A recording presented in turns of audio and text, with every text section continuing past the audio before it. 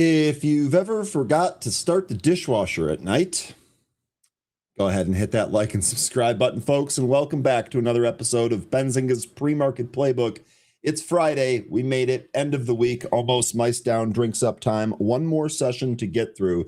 And thankfully, we have some green arrows today. We'll see if they hold up. We'll see if they give us a nice day of trading here. Fridays have generally been all right for trading. Hopefully we get another one here.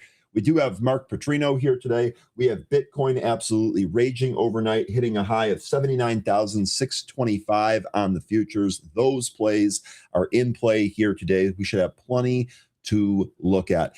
Benzinga's Pre-Market Playbook, the Friday edition for August 21st, 2026, begins right now.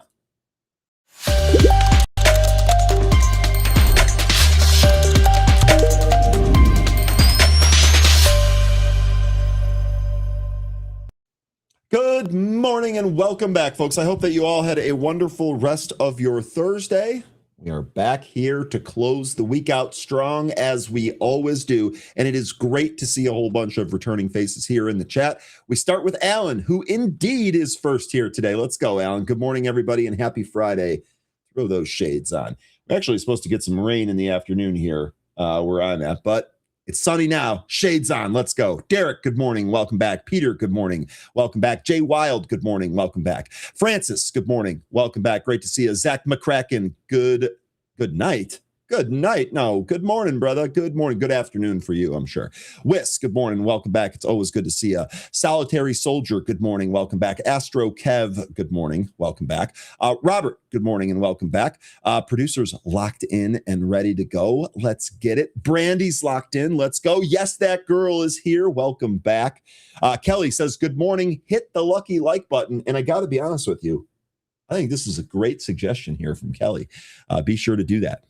Brandy, Bitcoin is up due to short covering. Clarity Act is irrelevant, in my opinion. Well, you're entitled to your opinion, but it's absolutely not irrelevant. That was the trigger here this week that sent Ethereum and Bitcoin going higher. Although I will say that Treasury yields might also be playing a role in that.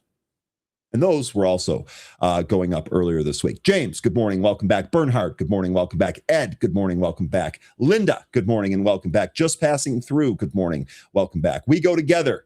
Good morning and welcome back. Carmen, likewise, good morning. The Mitchells, let's go. Good morning and welcome back. Matthew, good morning. Eric, good morning. Neville, good morning. Whitney says, thoughts on a Bitcoin short? Well, we have had a nice move higher here. I'm not one that would ever really short Bitcoin. Although if you want to play some of the attached stocks, I would recommend some of the ETFs, maybe even the levered ETFs. And in fact, if you do a levered inverse ETF, you don't have to short anything and you can still have exposure to the downside. But I think why you're asking is because we've made a sharp move higher and there might be a regression back to the mean. And honestly, I'm not sure what the news flow is going to produce, so I can understand why you're going to do that. Won't be taking that trade myself, however. Vader was framed. Let's go. Good morning. Liam, good morning. Jeff, good morning. Creation, good morning. Worthy, good morning, and happy Friday. All right, folks, let's go ahead and get started with our stock market today.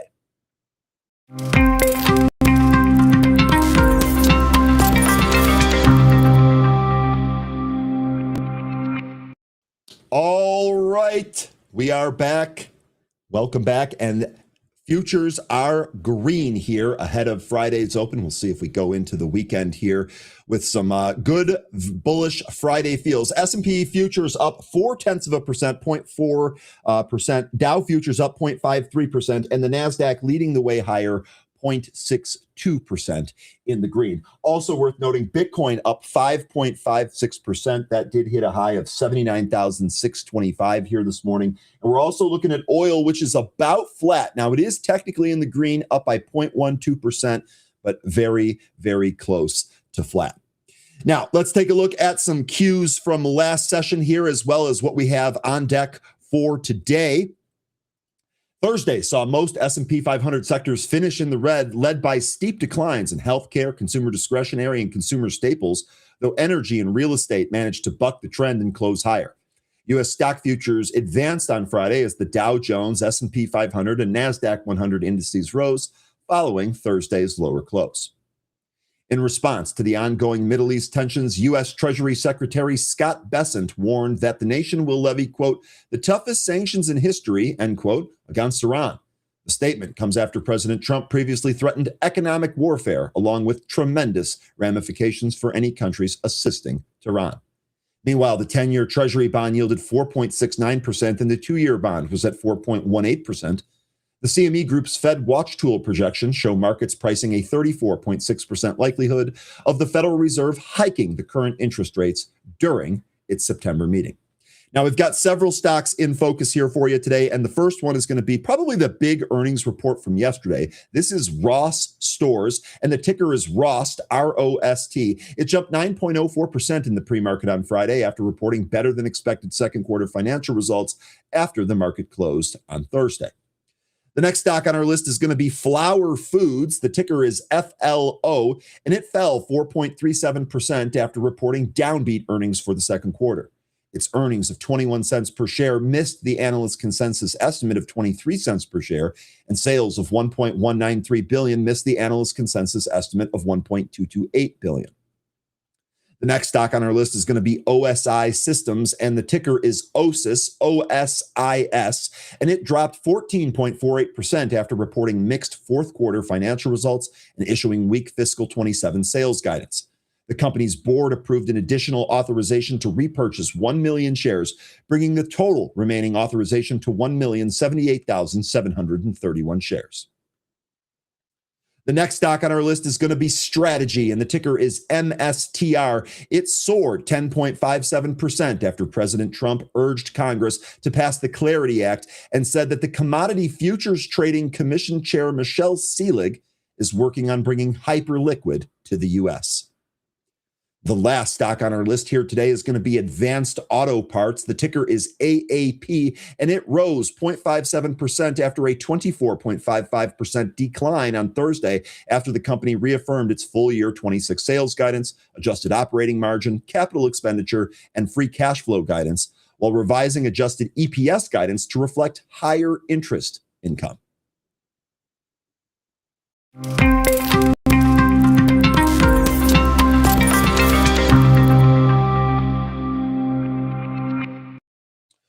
right, let's take a look at the SPY chart. And guess what? So we did end up coming back in to test the 20-day moving average. Now, the good news here is that so far, and at least with the pre-market arrows today, it sure looks like we're going to hold this, and this is going to act as support. Really, the only question here, and I'm sure everybody has it, is how long is this going to be support? Is this going to head fake and maybe trade up here and then trade back down and then chop around, which is what a lot of this week has been? Or do we actually firm up and make an attempt to go towards those all-time highs? Now, I'll be the first to say I don't think that we are looking at testing the 776.85 previous breakout level or the current all-time high of 779.37 today. But today could be a constructive day in what this chart looks like, especially when we sit down at our terminals on Monday. Right now, here at 766, and actually if we look inside on the SPY, you can kind of see this visually. You can see right in here about 766.30. We really have struggled to get above this level here this morning. When the pre-market opened here, we did have this one kind of impulse move. We basically retested that area this morning. We'll see if we have the strength to get back above it. If we go back to the daily chart here, we really kind of want to take out the candle from yesterday, right? We would really like to trade higher than that, maybe even break the top of this candle here, high of this one, 770.36. So I do think 770 will come into play if we continue to remain firm and actually trade higher here. A quick check on the Qs chart, since we've also been doing that recently. Here's what this looks like. This also held the 20-day, but the Qs have something more important here today. In the pre-market, we are trading above the 50-day moving average. So key level, can we close above that? Can we hold above that? Because that sure looks like this came into a support level, tested it, and then started to curl. Obviously, we have a gap above here too. If we take out the high of this candle, which is about 720 on the Qs, we have a gap here that fills at about, 729. So pretty healthy gap, as well as the trend line that connects our all-time highs there on the Qs. One more thing that I wanted to talk about, because we were mentioning Bitcoin. Let me actually go to my crypto chart here. Here's what, that one doesn't work. Sorry about that. All right. In any case, crypto, let's actually see if maybe it's just a broken chart instance. Let's see if I can load it up here. Let's try that. Nope. Broken. Okay. Sorry about that. I'll try to figure out. It was actually working last night, so it's definitely something that I did. In any case, let's go ahead and take a look at some insights from analysts here. We'll get rolling with today, and we'll also go through some news here. Tony Miano, almost called him Milano. Those are good cookies. But Tony Miano, global fixed income analyst at Wells Fargo Investment Institute, anticipates that the broader U.S. economy can withstand modest interest rate hikes due to underlying stability. Addressing recent economic data, Miano views indicators like weak retail sales and slower job growth as, quote, more likely signs of a pause than growing economic weakness, end quote.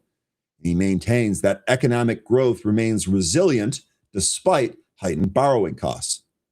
While central bank policy remains central to the economic outlook, Miano notes that inflation remains elevated, leading his team to project the Fed delivering 2 rate hikes over the coming year.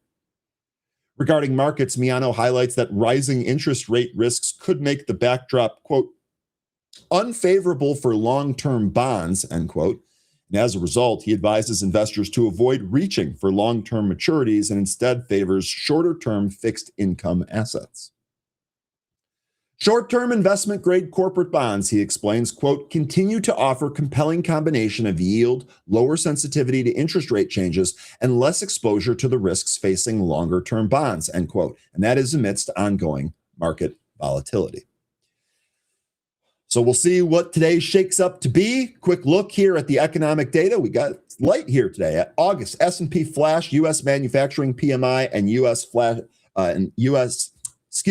and Flash U.S. Services PMI set to be released here at 9:45, 15 minutes after we open. Now let's take a look at some of the news here. Walmart's AI bet is working, they say. Sparky, which is apparently the name of its AI shopping assistant. Let me know if any of you out there have used Sparky before. Sparky users spend 40% more, as the CEO says AI will reshape, quote, nearly every part of our business. Now, remember, this comes on the back of Walmart selling off after their earnings, which was a beat. They raised their full year guidance, but they lowered their next quarter guidance. So that's what this is coming on the back of here. Walmart, ticker WMT, said on Thursday that customers using its artificial intelligence assistant Sparky spend 40% more per order than those who don't. And they're highlighting the retailer's growing push to turn AI into a shopping and sales tool. CEO John Furner told analysts during the company's second quarter earnings call that the number of customers using Sparky was up 70% from a year ago, and those who use it for shopping spend 40% more per order. In an example he mentioned, a customer asked Sparky for a weekly meal plan of healthy, high-protein foods, and within seconds, it returned recipes and meal kits the customer could add to their cart with just one click. Sparky also recognized ingredients the customer had already purchased so that they wouldn't buy duplicates. Quote, it's building trust, end quote. That came from Furner. Furner frames Sparky as part of a broader strategy to use AI to make shopping easier and more personalized while also helping Walmart's own associates work more efficiently. Quote, we believe AI will improve nearly every part of our business by making shopping better and our associates work easier, end quote. Sparky, which Walmart launched in June of 2025, has also become central to the company's advertising ambitions. The retailer has since tested sponsored prompt ads inside of Sparky and partnered with OpenAI to let ChatGPT users buy Walmart products directly, a strategy that mirrors rival Amazon, ticker AMZN, and their push into sponsored prompts inside its own AI assistant, Rufus. Really quickly, what do you like better? Which name do you like better, Sparky or Rufus? It's those types of questions that really get me. For the second quarter, Walmart reported adjusted earnings of 81 cents per share. That did beat the consensus of 74 cents per share, according to Benzinga Pro. And while sales reached 187.9 billion, topping the 186.8 billion estimate. For the third quarter, Walmart expects adjusted earnings of 62 cents to 64 cents per share, and that was below the 68-cent analyst estimate. It also forecast sales of 183.13 billion to 184.46 billion. That was compared with the 188.33 billion estimate. So let me know, do any of you folks use AI shopping assistants? I'll be honest, I can understand it. And the example that the story gives here makes a lot of sense, right? Like you're just trying to put together a dinner. You want to make sure you put healthy, high protein ingredients in it. And so you ask the AI tool and it selects those and it's smart enough to know what you already own. Look, I can see why that's cool, but I mean, I'm in my 40s. I've known how to shop for my entire life. So to me, I'm not really sure that I would really use this, but maybe I'm missing something. I want to keep an open mind. Maybe I'm missing something. You folks tell me, have you ever used a shopping truth or a shopping tool? Did I just call it a shopping truth? A shopping tool? Let me know if you've ever used that. Did you like the experience, not like the experience? And of course, which one do you like more, Rufus or Sparky? Carmen says, I do. All right, Carmen. So let me ask you, what's the why behind that? Like, what benefit does it give you? Is it just convenience? Is it just a matter of convenience, or what is the deal there? Let me know. Let me know what you think about that. Next story here. This is going to be on Tesla. Now, Tesla pulls the plug on solar roof tiles and pivots to conventional solar panels. This one was a little bit of a surprise to me. I'll tell you what, when solar first came on the scene, solar panels were one thing, but I was always of the belief that, man, when they invent a really good, high quality, durable, long lasting solar shingle, that's going to change everything for everybody. Because instead of making roofs out of traditional shingles, make it out of solar shingles and let every house generate its own power. That never really materialized. And maybe there's still time for that in the future, but perhaps there's a good reason why that never materialized. Tesla Incorporated, or ticker TSLA, has reportedly discontinued its solar roof tiles, telling third-party installers that it will supply conventional solar panels instead. The EV giant has told its certified third-party installers that it will stop supplying solar roof tiles, effectively ending the product's availability through its installer network, and that was according to an Electric report. One of those sources told the publication that Tesla concluded internally that the solar roof product was not financially viable. This decision is evident on Tesla's website, where the solar roof page now redirects to the solar panels page, and solar roof has been removed from the energy navigation menu. The company had also stopped including solar roof deployment figures in its quarterly reports, and that started early in 2024. And the product had largely disappeared from the company's marketing, signifying a retreat that has now been formalized. Elon Musk unveiled Tesla's solar roof tiles in 2016, shortly before Tesla shareholders approved the company's roughly $2.6 billion acquisition of Solar City, a debt-laden solar installer led by Musk's cousin, with Musk as its largest shareholder and chairman. In November of 2021, Tesla launched a new version of the solar roof with increased power and efficiency. The product, which replaced traditional shingles with mini solar cells, was designed to blend in with the home and provide a refined look. Tesla marketed the solar roof as cheaper than a traditional roof, combined with conventional solar power panels and power generation. However, the solar roof installations often cost far more than the initial quotes.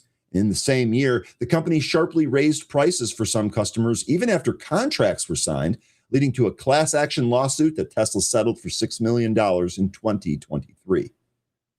Gradually, the company's focus shifted towards more traditional solar panels, and in May of 2024, Musk announced plans for the company's Gigafactory in Texas to be fully covered by solar panels, with the company's nameplate outlined in light. Tesla has shifted towards standard rooftop solar paired with Powerwall, while Elon Musk has emphasized plans for large-scale U.S. solar panel manufacturing rather than solar roof tiles. So I'm, again, kind of surprised. I guess it makes sense. It's more expensive. And frankly, if it was costing more than you were quoting the customers, I mean, that's never going to survive.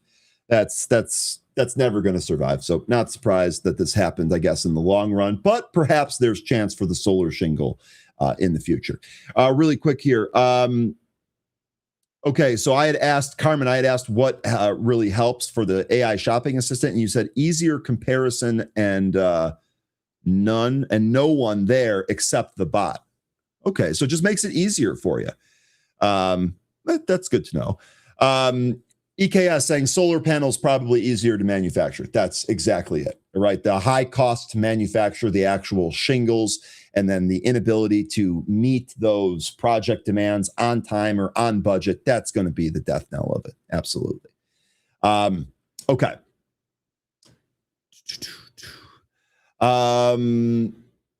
Solar roof is a great idea. Videos I saw, though, showed the time from ordering to getting it installed was over 6 months. That also seems like kind of a long time.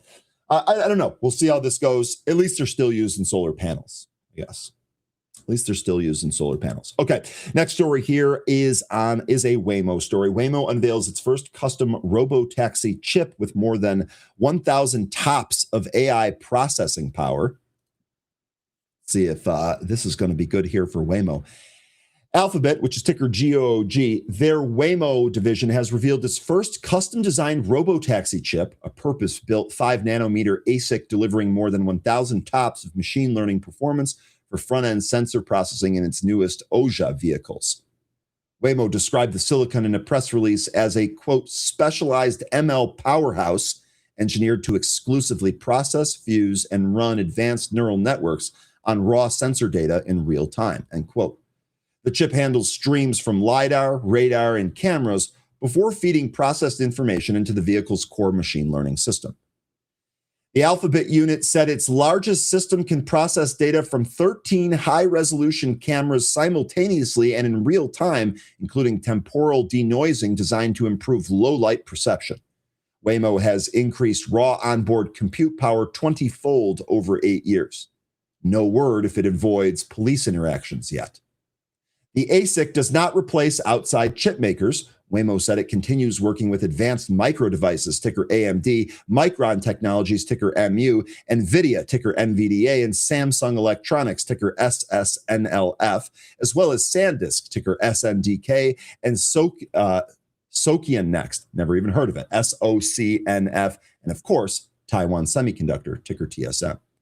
NVIDIA's Drive AGX Thor can deliver up to 1,000 INT8 tops, although Waymo has not disclosed the precision behind its own tops figure, and the architecture serves different workloads.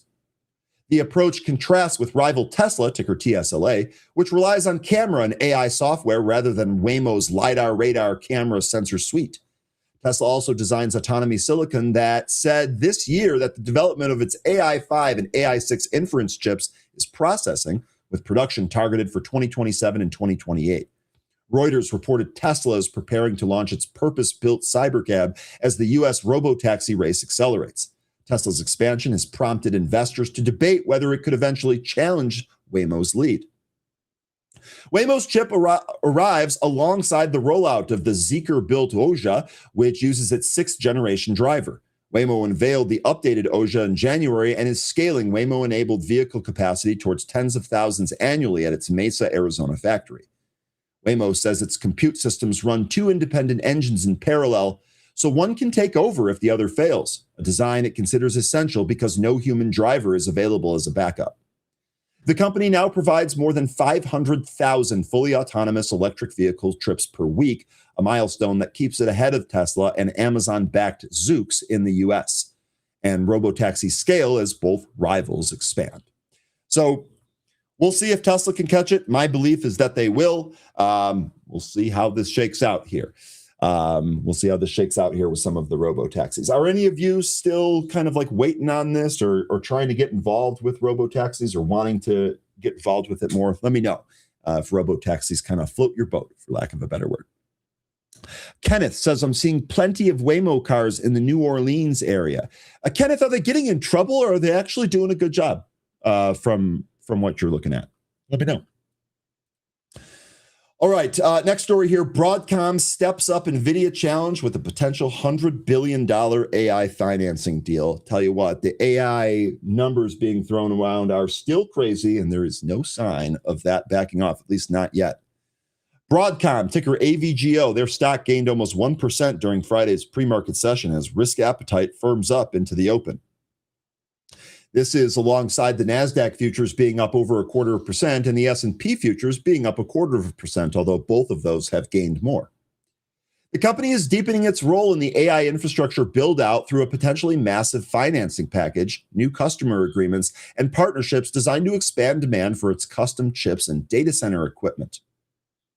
Broadcom is discussing a financing package with lenders that could include $60 billion to $70 billion of senior secured debt and roughly $30 billion of junior debt. And that is according to people familiar with the matter. The structure could bring the total financing to as much as $100 billion, and that was reported by Bloomberg on Thursday. Under the proposed agreement, a special purpose vehicle would issue the debt, while Broadcom would guarantee a portion of the senior tranche. The financing would help companies the financing would help companies, including Anthropic, secure Broadcom chips and other AI infrastructure. The talks remain ongoing, and the financing could roll out in stages rather than all at once. Broadcom held $19.63 billion in cash and cash equivalents as of May 3rd, 2026, and it held $62.66 billion in long-term debt.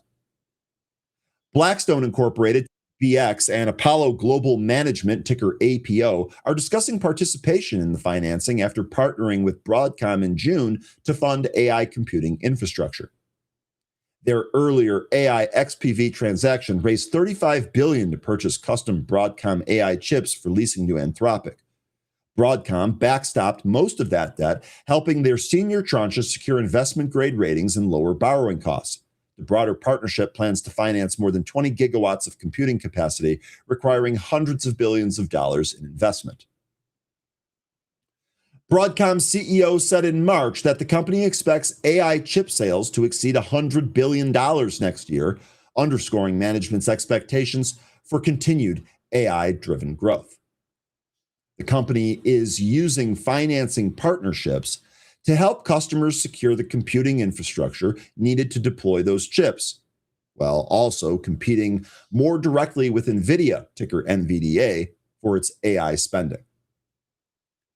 Broadcom also expanded its customer relationships beyond Anthropic. It has an agreement with Apple, which is ticker AAPL, and it is expected to exceed $30 billion and run through 2031. Broadcom has also secured agreements to develop custom AI chips for companies including OpenAI, and adding to the partnerships that they have helped drive the company's valuation higher in recent years. So these deals not getting smaller, it seems. Let me know what you think there on Broadcom. Good morning, JD. Good morning, Lion. Good morning to anyone else that I missed. Let's see what time it is here. We got 2 minutes here. I have one more. Yeah, this is just a really quick story. I'm just trying to stay on top of all of the different AI developments. And this is a startup here, but let's run through it here real quick because this might make news in the future. And then we're going to get over to Mark Putrino here. NVIDIA, or ticker NVDA, their stock gained less than 0.5% during Friday's pre-market session as risk appetite firms up into the open.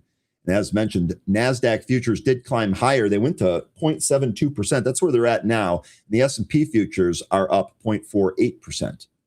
Now, NVIDIA is exploring a potential partnership with South Korean AI chip startup Rebellions as CEO Jensen Huang continues to broaden the company's reach across the AI ecosystem through technology agreements and investments. Huang met Rebellion's co-founder and CEO Sung-hyun Park at NVIDIA's Santa Clara headquarters this week, and Bloomberg reported on Friday, citing people familiar with that matter. The discussions covered possible cooperation that could include a technical partnership, an investment or potentially an acquisition. The talks remain preliminary and may not result in a transaction. NVIDIA had $50.33 billion in cash and cash equivalents as of April 26th this year. Rebellions designs neural processing units for data centers, focusing on AI inference workloads. The 6-year-old company has raised about $850 million from investors, including SK Hynix, ticker SKHY, Samsung Ventures ARM Holdings, ticker ARM, and it was most recently valued at roughly $2.3 billion. Huang has pursued a broad investment strategy as NVIDIA works to maintain its central position in artificial intelligence. In late 2025, NVIDIA reached an unconventional agreement with AI chipmaker Groq. Now that's GROQ. NVIDIA secured a non-exclusive technology licensing and brought over most of Groq's engineering talent, while Groq continued operating independently and retained its cloud business. A potential Rebellions transaction would extend that strategy into a startup developing chips designed to compete with NVIDIA in AI inference. So we'll see how this one shakes out as well. All right, let's get back to Pro. Let's get our Friday Fun Day underway, and let's talk with one of our favorite guests who helps us have a lot of fun and also helps us make money. Let's talk with Mark Putrino. I'm going to bring him on right now.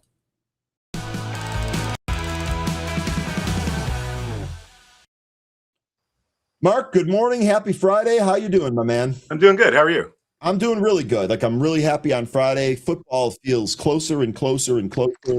And that's making me super ecstatic. So I'm doing good. What do you got for us today? Well, let me just jump right in. All right. Pound Ridge Golf Club. I love it so far. Yeah. So that is where I'm playing later on today. It's a pretty amazing place. It's really, Can you send the private jet out to pick me up? I'll come with you. Yeah, sure. No problem. Perfect. It's really difficult. One of the hardest courses I've ever played. Everything on this course is really hard. But anyway, when I go there with my friends, we're just like, yeah, whatever. We don't even keep score. We just go out and have fun. Yeah, go out, have fun, grab some surf sides, live it up. All right. So yesterday, I was talking to a gentleman who's one of my new students, not here, but in something else that I do. And, he was telling me how the markets work and how the geopolitical things do this, and 80% of what's going on in the market is, because of the news and blah, blah. The guy is completely wrong. That's not how it works. For at least for this style of trading, what we do here, what I assume everyone out there is doing, like a day trader / swing trader, which we would call like a, there's really no official definition. But anyway, let's go over to here, and I will use my oft-used analogy of the market, the medieval market, right? There's a market, there's only one road in and out of it.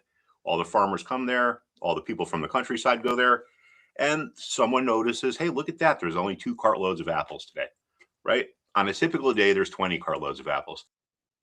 So that's it. There's nothing about the apples where they were. Here's a market that's going to be out of equilibrium. And that's it. Markets return to equilibrium. It's some market. One of my other students said to me, I go to a lot of auctions, and this is really a lot like an auction. And I was like, yeah, exactly, because that's what it is. The NYSE is an auction market. Now, without knowing anything about the stock, I mean, I know the name, but I don't care about earnings or whatever if I'm trading any of the fundamentals. I just look for stuff that's out of balance or out of equilibrium. Now here, this thing is down here. We found support at a level that had been support before. It's a very common thing in the markets. You can even bring this back even farther. Like, whoops. You can even bring this level back farther. Yeah, so this is an important level for this stock here, right? So this all started, let's just say here, people sell, and at first it goes up. Well, it goes up and it keeps going up. So those people are not happy, and they say, I'm going to buy my shares back if I can get them at the same price I sold them at. So we drop back to there. It becomes support, right? Now, in a sense, I think now that it's, back here, now that it wasn't overbought anymore and it starts to go range bound, right? If a market's range bound, it is in equilibrium. The buyers and the sellers have equal strength. So once it kind of shakes off the momentum, it still is potential play, but at that point, it comes like a pattern recognition then to see if you can get out above there. Mm-hmm. And, or now a trigger here, when I see a stock like this, I think I'm at the race and the starter has said on your mark, but they haven't said go yet. Because this thing could keep dropping, right? It could go all the way down. I mean, who knows? It could go to 0. But if this RSI line turns higher, that's the starter saying go. So this is on the radar screen. I would call it like a trade that's set up.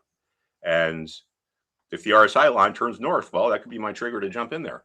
So it's really, it really doesn't take a lot of deep analysis. And most people, in my opinion, tend to really overthink the markets. And people think if they sit in front of a screen all day, they'll have this great revelation. And I don't know. I mean, maybe that happens for some people, but I haven't seen it.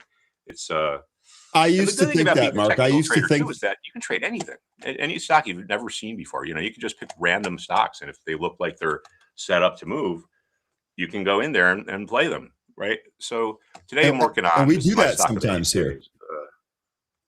What's up? I said we do that a lot here. We will sometimes we'll look at what's moving. We'll say, hey, there's a technical setup here. There's clearly identifiable levels, and we're going to trade that. That's one of the things that we do every day. Yeah. So this is my stock of the day, which is going to be out. CrowdStrike. Awesome. But, yeah. Just now, I don't think this is, but you can see this thing is pretty much in free fall. It's coming back a little bit this morning, but if this gets down to around here, I mean, it might turn before then, but I just kind of like to have it at that support, because then you can put your initial stop out right below where the support was, right? So real simple. If it gets down to there, we reverse, we move higher potentially. Now, as we've seen, a level can become support because of what? Traders' emotions, sellers' remorse. Why do stocks rally? Well, you could call it buyer's anxiety. The people that are buying are afraid because there's a lot of other buyers around and they want to get in front of everyone else. So it starts this kind of snowballing effect and you go higher. It's psychology that pushes this up here. Why do you go lower? Well, it's because of anxious sellers undercutting each other. So that's what pushes the market down. So as you can see, most of these moves are really due to the psychological elements.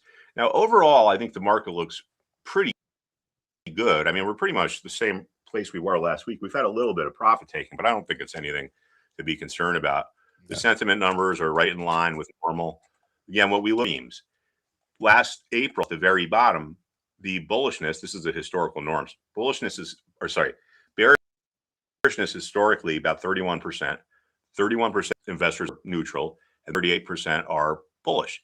Now, last April, this got up to 62%, and that was a extreme reading of bearishness.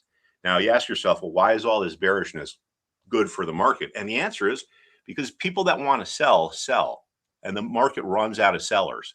And when there's no more sellers left, it can only go up because now the buyers are starting to panic again. You know, if you got to visualize the crowd, right? The buyers are, there's a bunch of big crowd here, and all of a sudden all the sellers leave. They're all done. And all the buyers start to get nervous. Then they all start to outbid each other, right? Eventually it gets high enough where the sellers come in, and now the sellers are nervous because there's sellers everywhere and there's no buyers around. So then it goes right back down. And that's the way, that's how that changes. Like if this move here was justified by any type of fundamental, then why did it give it all back in just a matter of days? The only thing that's changed is the people in the crowd. So let me take a quick look at the markets here.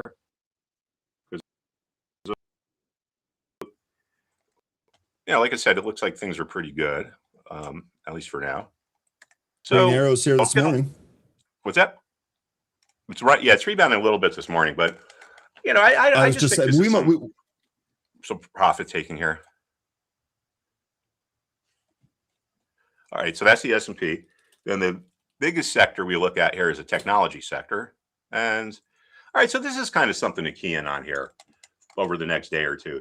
So the biggest sector in the market is sitting right on short-term support, right? Just like we talked about it, former support level.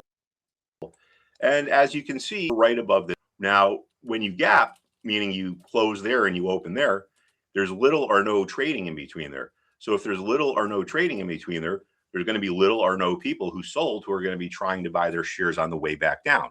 So if you've ever heard that expression, gaps tend to refill, what it refers to is if you get to price levels in one direction and you gap or you move through them really quickly, and then you get back to those same levels in the other direction, well, then through them, because there's just not that much interest there. The same thing goes on when things are range bound, but it is they're there for a longer time. So this is actually kind of interesting. So now I say that the market looks good, but I know that as a trader, it's not a good thing to have an opinion on where the market's going to go. So right there is something that, you know, I probably shouldn't have said, but I felt that way yesterday. But now the picture changes here, because this is right at a crossroads, and if we drop, we can that'll get the S&P to whatever that next level is there. If the XLK drops, you're saying that? Oh my God. Yeah. If XLK drops, then I think this gets down to about here and former resistance level. All right, so that's the tech sector right on the crossroads there. So that's going to be important to watch. Sector is the financial sector. Financials are more important than their weightings would suggest, because a lot of funds, a lot of hedge funds, all they invest in is financial stocks. So yeah, now this is kind of interesting here too. I can see this. Now this is how it all kind of goes together, right? If the tech breaks that level and goes down, that'll put pressure on the S&P. The S&P will then in turn put pressure on the financial stocks. So if that tech sector breaks, this could start getting down to here and start looking for a rebound. I like trading the FAS and the FAS and the FAS, which are ETFs that are leveraged. The levered ones. There's a lot of them. There's a lot of stocks in the.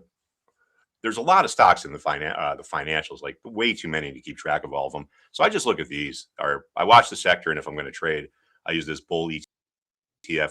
Now, if you think it's going to go down, there's a play there too. I'm not going to do it because I'm going to be out golfing later.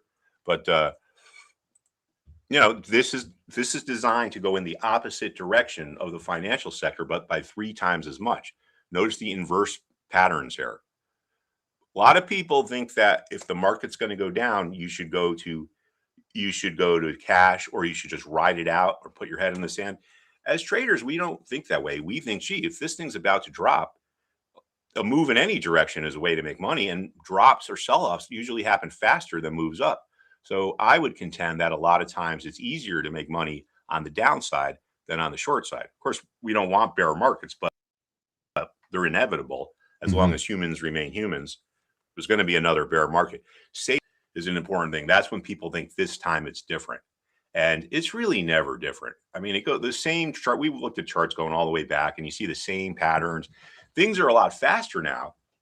And I think that the federales, or whoever governs this stuff these days, should do something about all this the volatility that we have. Now, one of the reasons why we have volatility is, yes, of course, we got fast stuff, fast computers, so forth and so on. But if we go back to these days, there was pretty much one place where things traded, and that was pretty much it. If we come up to now, there's like 70 or 80 different venues where these stocks could be traded, and some are linked together and some aren't. Like if you've heard the term dark pool, all that is a private stock exchange. So when a firm is big enough that they have enough clients that they can route all their business through themselves, or if they have clients that are buying and selling the same thing, it's like, hey, why are we paying the New York Stock Exchange fees? Let's just start our own exchange, right? And then let's go market it to guys like Mark and say, hey, man, Mark, this exchange is dark. No one's going to see what's going on in there. And it turns out that's a big lie. Well, not that it was a lie. It was a misunderstanding, because every trade that gets done has to be reported regardless of where it takes place. And coming from my view, as when I was a trader, I don't care where it gets executed. I just want my trade to get done in line. Yeah. But now, for the volatility, some of these markets are linked together and some of them aren't. I've seen people will say to me, Mark, I had an order out here to buy this stock at 20. It went to 19, and now it's at 21, and my order didn't get filled. What's going on here? Well, the answer is wherever that person was, the best bid in that venue was 19. They didn't see your bid. And a lot of these firms, of course, some are competitions, right? Some are partners. But if you're Goldman Sachs and Goldman Sachs broker, Morgan Stanley broker is your rival. But if you're Goldman Sachs broker, Morgan Stanley Asset Management might be one of your clients, which they probably are. The other way, there's Goldman Sachs Asset Management and then the broker dealer. So it's just this big web of all this stuff going on out there. And I think that's a big reason for some of the volatility. So if I think they did something to do better connections in these markets, it would slow stuff down a little bit. But I don't have anyone to call that's going to listen to me. That's my problem too, Mark, it turns out. So, yeah, it's the day after the New York Stock, or the day after Pearl Harbor, the New York Stock Exchange was down by 3%. That was a big move back then. You can get that intraday now with no news. They just swing them around, because of where they get executed and the different algorithms and so forth. Like sometimes you see something will be trading along, and then all of a sudden it'll have a big spike in volume or in price and volume, and then it'll come right back in. Well, a lot of times what that is maybe someone has set their algorithm to say buy 10% of the volume of this ETF here, which trades, let's see, what is it, average 5 million days. So this way, at the end of the day, you would own 5.47 shares if you're buying 1/10 of the volume. Now, let's just say during the course of the day here, some trade gets put on somewhere where two big institutions go through a broker and they get crossed and they do a big block trade. And now all of a sudden say that doubles the volume. There was 200,000 on the tape, but this 200,000 comes along and trades. Well, now that algorithm's got to catch up, and because now it's behind on volume. 400,000 shares have traded now. So it could jack the thing right back up. And then when it's done, it just comes right back in. So I've seen that quite a few times. All right, so let's go back to it. Healthcare. Yeah, I think just a little bit of profit taking here. This was probably a little bit of a flight to safety when tech went down there. But overall, this looks pretty good. It's hard to, when markets move enough, there's going to be profit taking. That's just how it is. Most traders are short-term oriented. Yeah, stocks go up and down. On this is a company. Why is it down? Well, most trading is short-term. And even the people that are long-term buying holds, right? If you're an institution and you're a long-term buy and hold and you're buying a position you plan on holding for 2 or 3 years, well, you give it to your broker and the broker gives it to either back then it was the floor broker. Now it's the market maker. So even if you're long-term buy and hold, your orders are going to be traded like they're short-term orders by the guys that you have trading the stock or trading that order, right? Does that make sense to everyone? Yeah, it does. Okay. And let's see here. Industrials. Yeah, kind of a move here. So now here, the level to watch obviously is here, right? Here's a situation where we have buyer remorse. People buy here and the price goes down and they say, if I can ever get out of this at break even, I will. So all the way back up there. Buyers placing sell orders makes it become resistance. Then the sellers start getting anxious and impatient and start undercutting each other. And then we head lower. Finally, that resistance breaks. And then people who sold here say, I made a mistake. If I can buy my shares back at the same price I sold them at, I will. Right? So there you go. What was resistance becomes support. Here again, you see resistance at a former resistance level, just like we did in down here. All right, let's see here. There's a lot of old sayings that on Wall Street that have a lot of meaning to them. Like gaps refill is one, right? We just talked about that. Like you can see actually, that right here. I have a question here. Brandy from the chat had asked earlier, and I'm sorry, I don't know when he asked this and what he was referring to, so I apologize if I'm missing some context here. But Brandy had asked, does the gaps refill refer to pre-market and post-market, or are you just talking about the regular session? It could be either. It could be either. It's the same, the same principle. Okay, and then one more really quick question here that's not stock specific. Mark, what are your thoughts on buying at the opening bell, setting a buy limit of what you are willing to pay and committing to that? I've had some great prices in the chaos while doing this. Yeah, I mean, I would say that if you're going to trade in those first like 10 or 15 minutes, you can see some excessive volatility, especially on the small caps. I mean, it's not unusual to see something at 9:30 open at one price, be up 4% from the open, 9:32 be down 4% from the open. And there's a reason for this. A lot of ETFs only rebalance on the open. So an ETF like this is not like that. This is continuously rebalancing over the course of the day.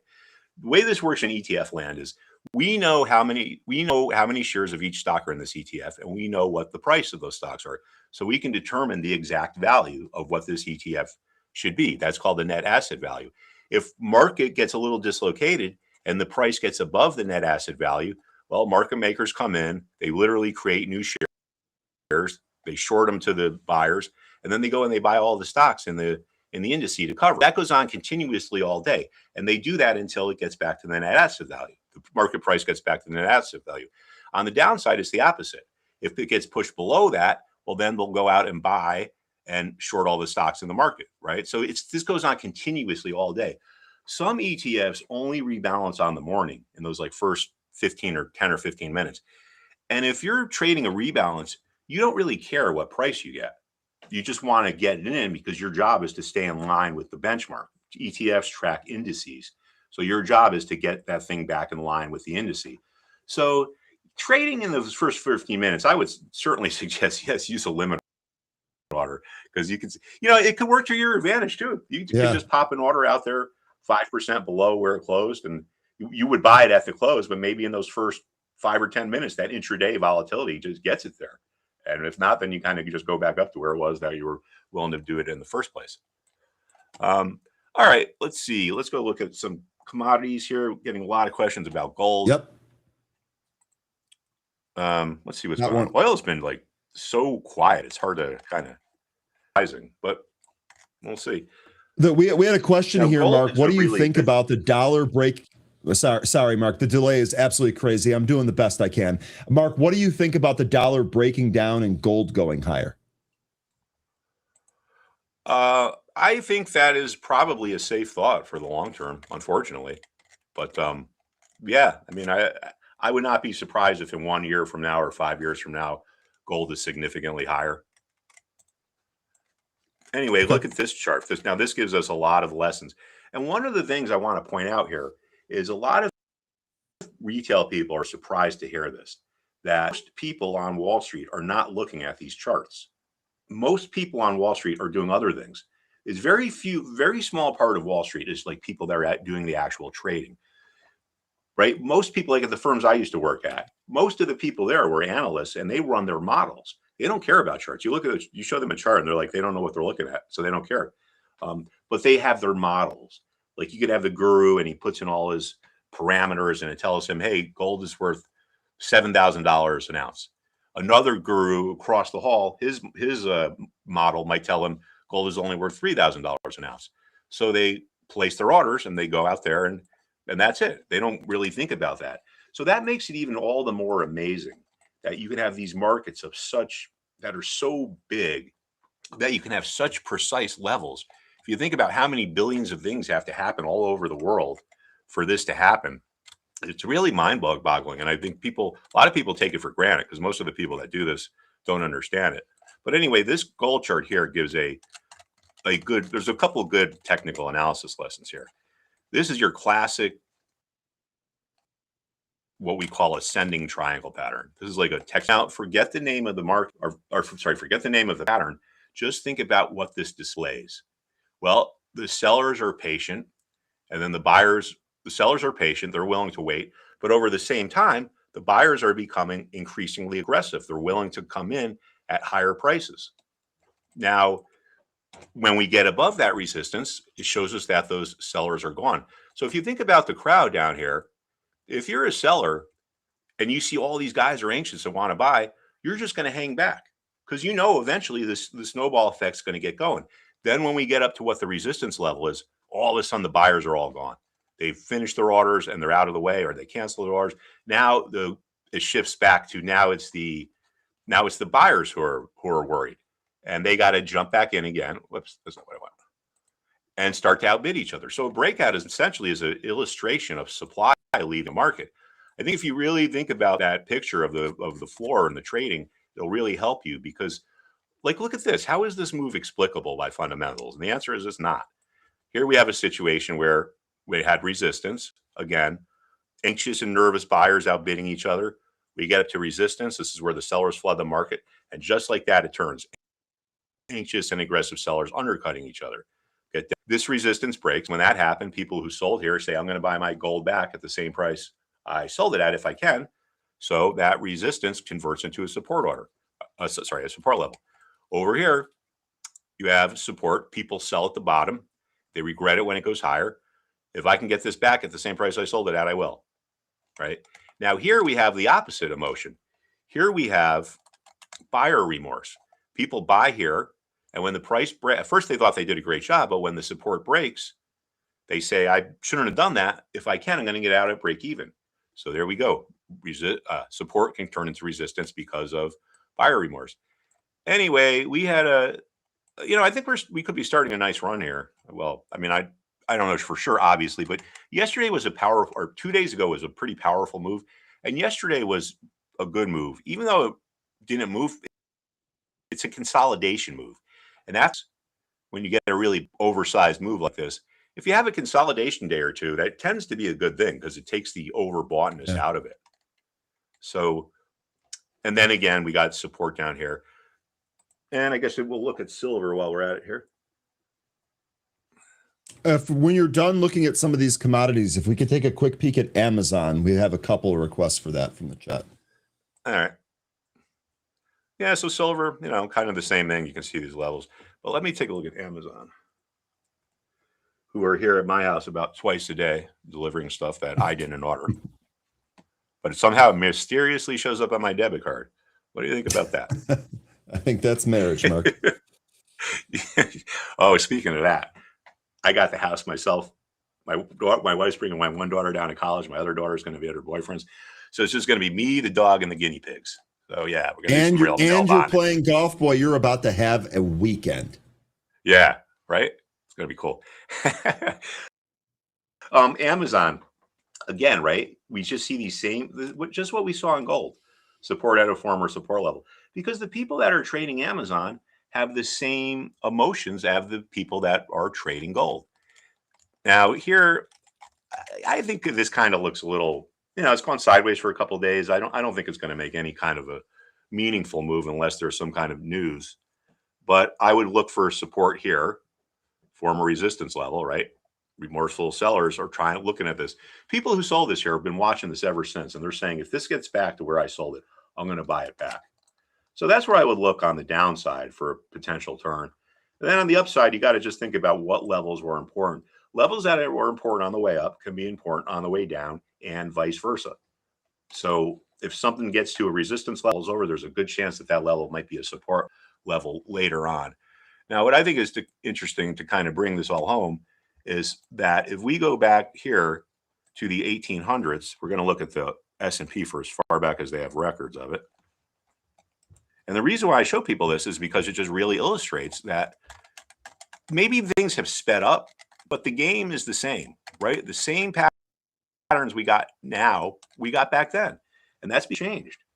Buyer's remorse, buyer's remorse makes support come resistance. Seller's remorse makes resistance become support. Resistance becomes support. It's the same thing, and it's the same patterns. If this wasn't labeled, you wouldn't know what it was. So that's where this kind of gets a little far out, at least for me, right? It's like you have all these people doing all this stuff. They don't really know what each other are doing, but yet somehow it all comes together to make these precise price levels. If this chart wasn't labeled, you wouldn't know what it was. The other thing is you wouldn't even know if it's a day chart, a month. I call that the fractal nature of trading. You see the same patterns in day charts as you do in 6-month charts, as 1-year charts, because the people that are trading those different time horizons all have the same emotions. And that's what manifests itself on a chart as some of these patterns and so forth. All right. I think I got time for one more question. Okay. I don't think that we have any questions here that we did not cover. I think I got them all. Mark, I think I got them all here. Enjoy your golf. I'll tell you what. I'll take a picture from the golf course if you take any. Yeah, it's a beautiful place. I know, it looks awesome. Yeah, it really is. When they made it, it used to be like a 9-hole public course, and then this is I think it's Vera Wang, right? I don't know what she is, some kind of designer or something. Designer, yeah. Yeah, like she it's basically her personal club. Like she bought it, and they basically lose money on it. They lose like $1 or $2 million a year every year. I know that because I used to take lessons from one of the pros there. But it's, people can go there and play. It's not like it's private, but it must be nice to be able to afford $1 million a year to own your own golf course. I was going to say, you and I need to combine and do something like that, where that's all we do. I mean, Vera Wang, I believe, is for wedding dresses. So if they can do it, we can too, Mark. All right, everyone. Nice seeing you all, and I guess I'll see you all next week. Yeah, Mark, really awesome stuff. Enjoy your weekend. Thanks for everything. Hopefully our delay is resolved next weekend. Okay. Have a good one, my man. All right, that is Mark Putrino. Good stuff. Again, sorry about that. Fighting through the delay, doing the best that we can. Technology, it just has a habit of doing that sometimes. Okay, let's see. What else do we want to take a look at here? We're waiting on 13. We should have him here pretty soon. We've already taken a look at Bitcoin here. Billy, our human chat scanner, is just popping off with more of the movers there. It looks like Juns is on the list. JUNS, Jupiter Neuroscience. I'm sure we'll cover all of these. Take a look at whatever you folks want here. We're basically just looking at stocks until we open here. There's 13. Let me just read the catalyst here, make sure he's ready to go. Juniper Neurosciences enters a definitive license agreement with Pharmala, for its patented non-racemic MDMA formulation. All right. Juns is rolling, I guess.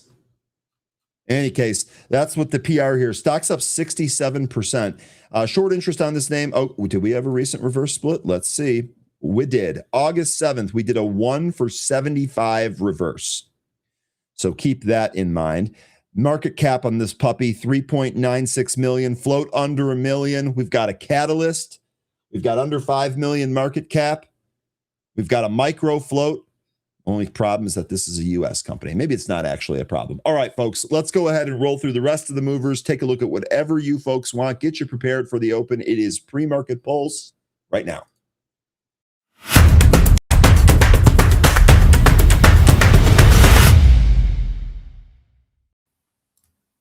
Hey, 13. Happy Friday. How you doing? Good morning. How are you? How's everybody in the chat this morning? Everyone seems okay. Everyone seems good. Nobody's fighting yet, which is awesome on a Friday. That's always phenomenal. So yeah, hopefully everybody punched out everything they had to this week, and now we're just going to go into the weekend resting easy. So glad to hear no one's fighting yet. Yeah, no one's fighting.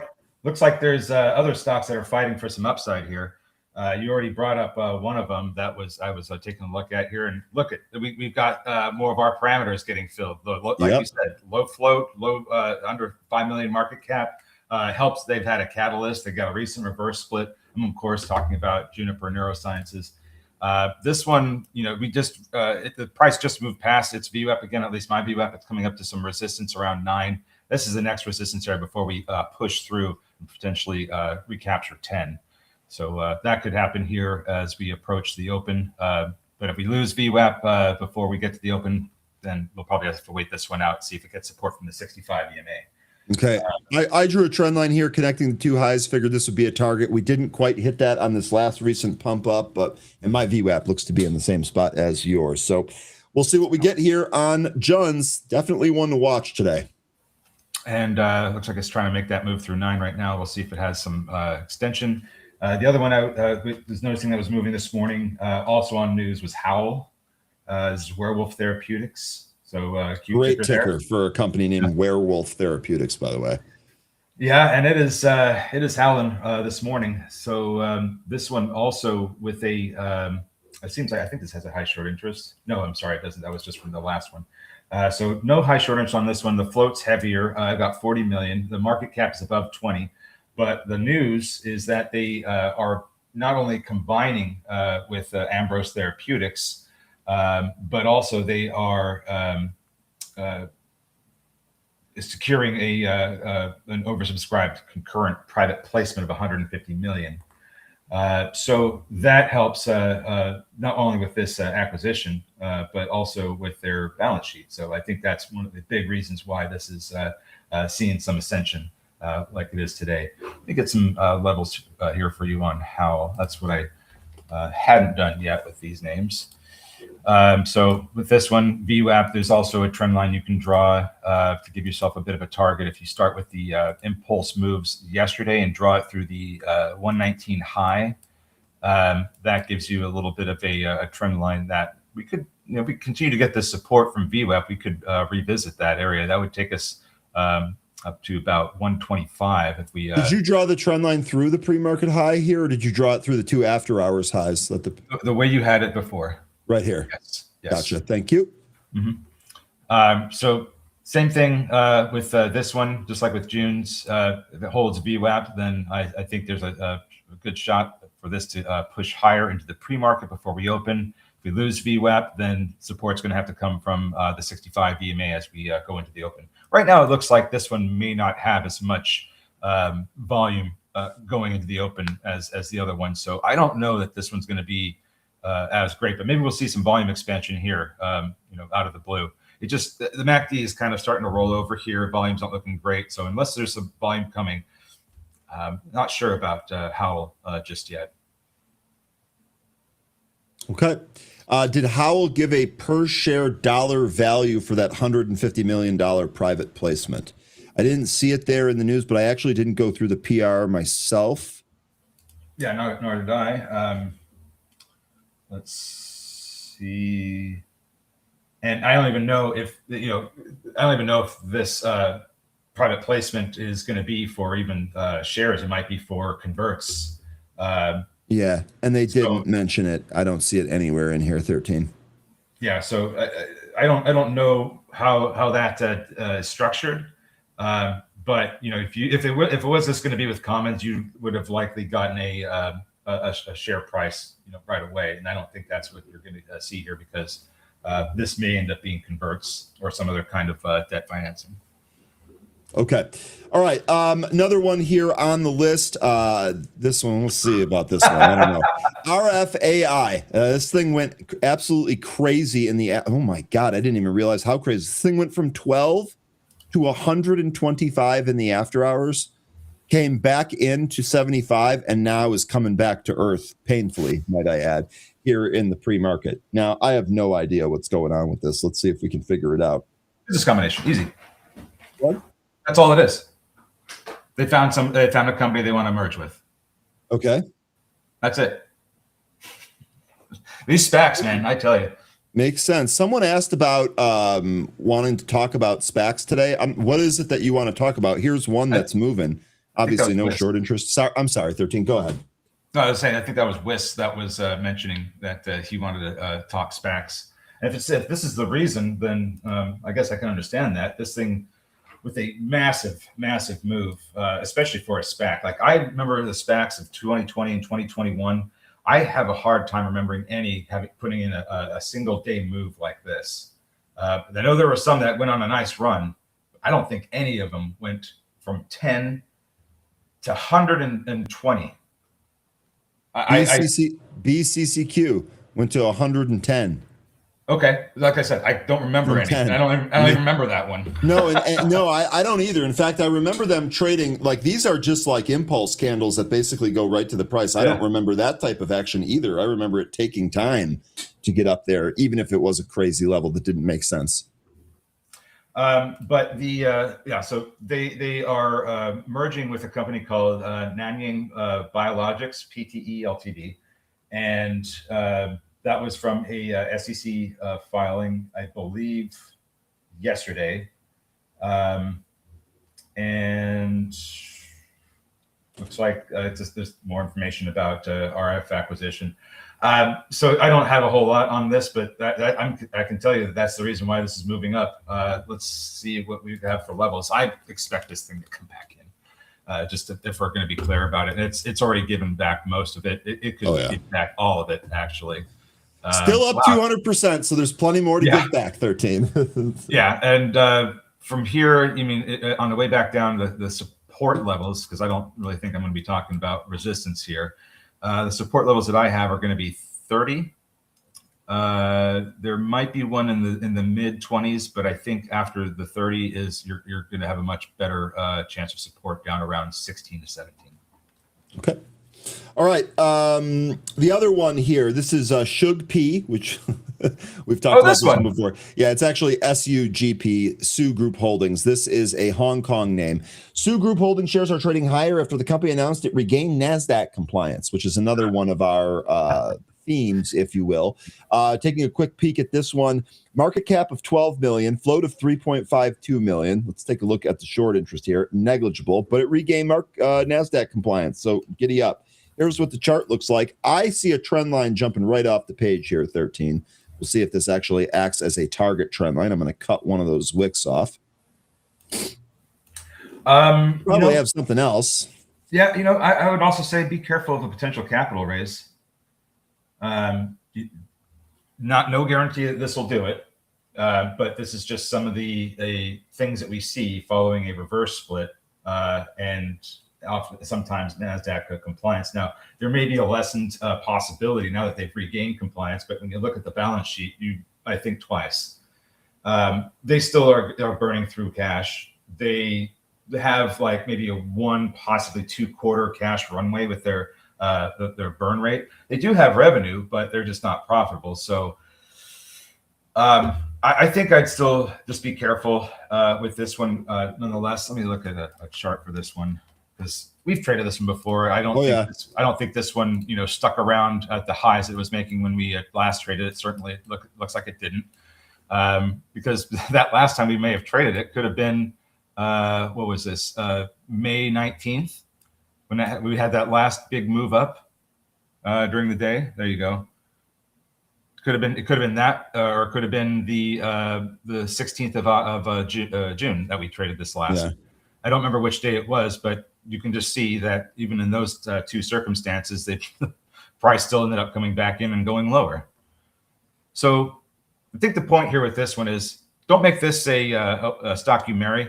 Just date it, trade it. Okay. All right. Good stuff there. SUGP. All right. Wiz, you were asking for Vivicor earnings. I didn't actually prepare for this. But we can absolutely take a look at it here. Vivicor looks like it's up about 6.5%, back above $1. Actually, it looks like it was still above $1 yesterday, but above $1 here, 116. Let's take a look and see what the earnings were. Here's its quarterly report. It reports a positive operating income as second quarter revenue increases 10% to 32.1 million. Looks like they missed. Q2 EPS, a nasty loss, 13.35. That is down from 30 cents. Oh my. Sales of 32 million. That's up from 29.09 million. Let me actually run this through. Okay. Thank you. Let me run this through some AI and see if we can get some key stuff out of this. 13, do you have anything on the chart in the meantime? Oh, let's see. Because I was we've looked at this one and traded this one before. This one was one Interviewed the CEO too.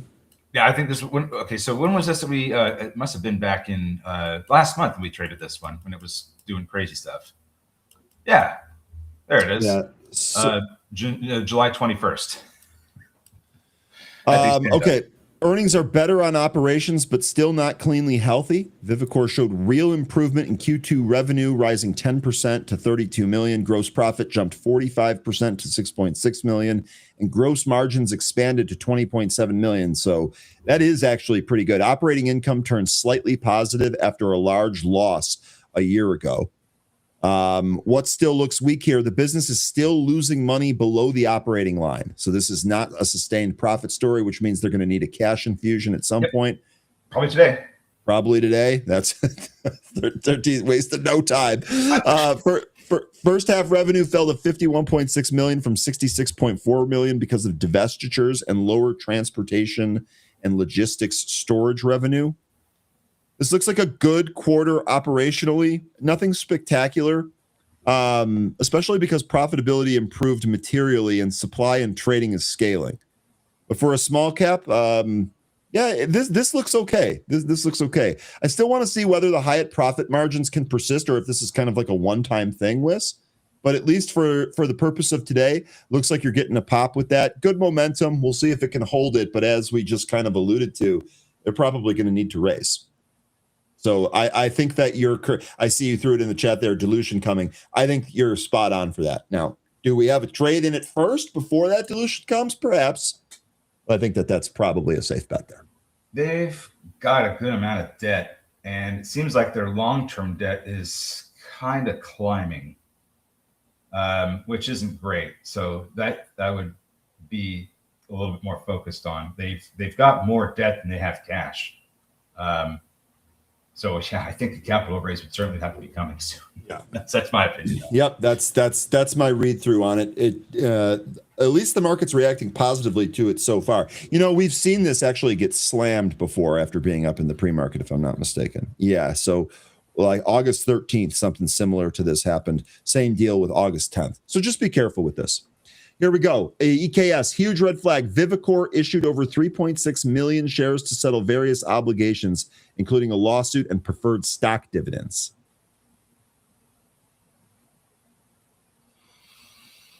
Hey, if it provides a trade, that's your trade to make. Yeah. This isn't one that I would hold on to either. Yeah. So that's the thing. Like some of these, like, not comfortable holding them yet, but I think you might still be able to get by with a trade, right? Like you might still be able to trade this today. This is not something that I'm looking to hold despite these earnings, Wes. Yeah, I don't know. Right now it's trying to move back through the VWAP, so this certainly could provide some decent trading. But at the end of the day, I don't think you want to have this in your portfolio. Yeah, that's kind of my read on it as well. Derek, did payables go up? I don't know, man. Let me see if I can find that here.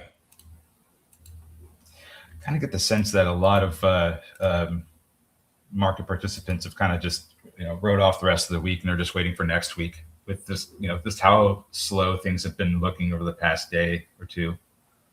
That's my feeling on that. Derek, the answer to your question is yes. Accounts payable and accrued expenses increased to 16.21 million as of June 30th. And that is from 13.98 million December 31st the year before. Increase of about 2.23 million, or roughly 16%. Okay. Was there anything else from the movers list that you wanted to take a look at? No, there are some names I'm keeping an eye on. I'm still watching IPST. That had put in a massive move last night and then came back in. It's still up relative to the close yesterday. So just keeping an eye on it, seeing if it's going to continue to do some crazy things. Also, Bivy is looking a little interesting too. BIVI. This was one that I think we were trading either yesterday or the day before. Mm-hmm. This one is trying to come up to a resistance area that's about 210 to 210, 215-ish.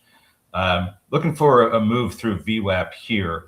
on Bivy. Might not get it until the open, so just waiting to see if we what this does.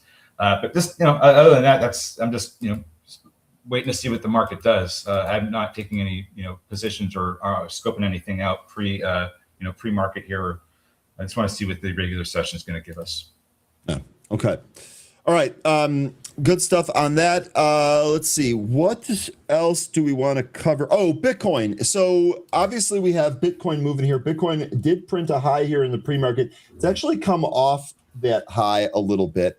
What are the favorite Bitcoin names for the group that you're looking at? Corey, I saw that you added to BMNR. You've been saying that this is going to go higher for a while. This has actually made a pretty decent move recently. This is an Ethereum stock, but Bitcoin names, Sorry. Riot. I guess I should have said crypto. I'm talking about all the different cryptos, not just Bitcoin. Oh, okay. Well, I mean, the one that was up the most is like XRP, wasn't it? Ripple, yeah. That's I don't. What's the best way to trade that? Because I don't. Coinbase. Really is it Coinbase? Okay. Coinbase, I would think so. I mean, I know Ripple's on Coinbase. I don't trade it though, so I'm pretty sure Lion Atlas trades that. I wonder wasn't he screaming to buy Ripple at 2? I wonder how Lion's doing on Ripple, or what he thinks about that. But MSTR, and this is actually added to the bots list here today to trade on a gap higher. Yeah, because here we go on MSTR. We'll see if we get like more of a continuation of this run. And I can't help it now, 13, but like I see trend lines everywhere. Okay, so we didn't quite touch that one. With MSTR, it's a really nice consolidation that we had since the end of June. And in that consolidation, it managed to recapture the 20 and 50-day SMAs.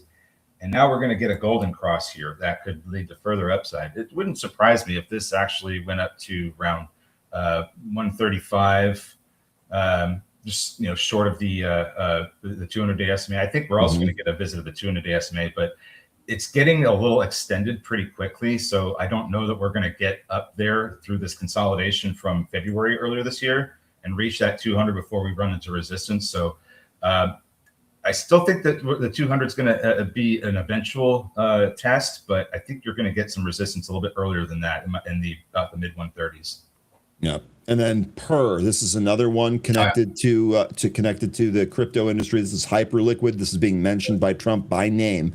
You can see this had a really huge move recently. This to me sure looks like this 1050 is your next resistance area. This has been, as Kathy is saying here in the chat, this has been huge volume. Look at some of the other resistance areas too. Yeah, this is a little extended, and the RSI is actually pretty close to the historically high RSI that was set back actually earlier this year in June when we hit those highs at the beginning of the month.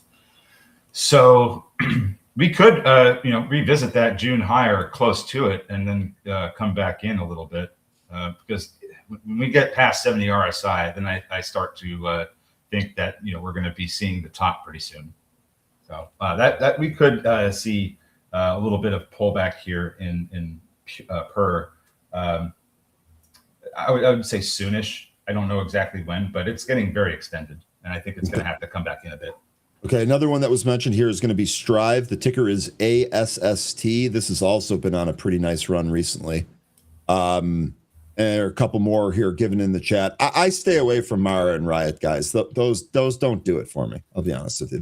They don't do it for me. The business doesn't do it for me. The trading action doesn't do it for me.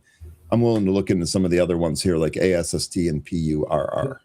The ASST, this one, the highest RSI it ever had was back in last year when this thing soared. I mean, soared. 200 plus, yeah. Yeah, to like 270 almost.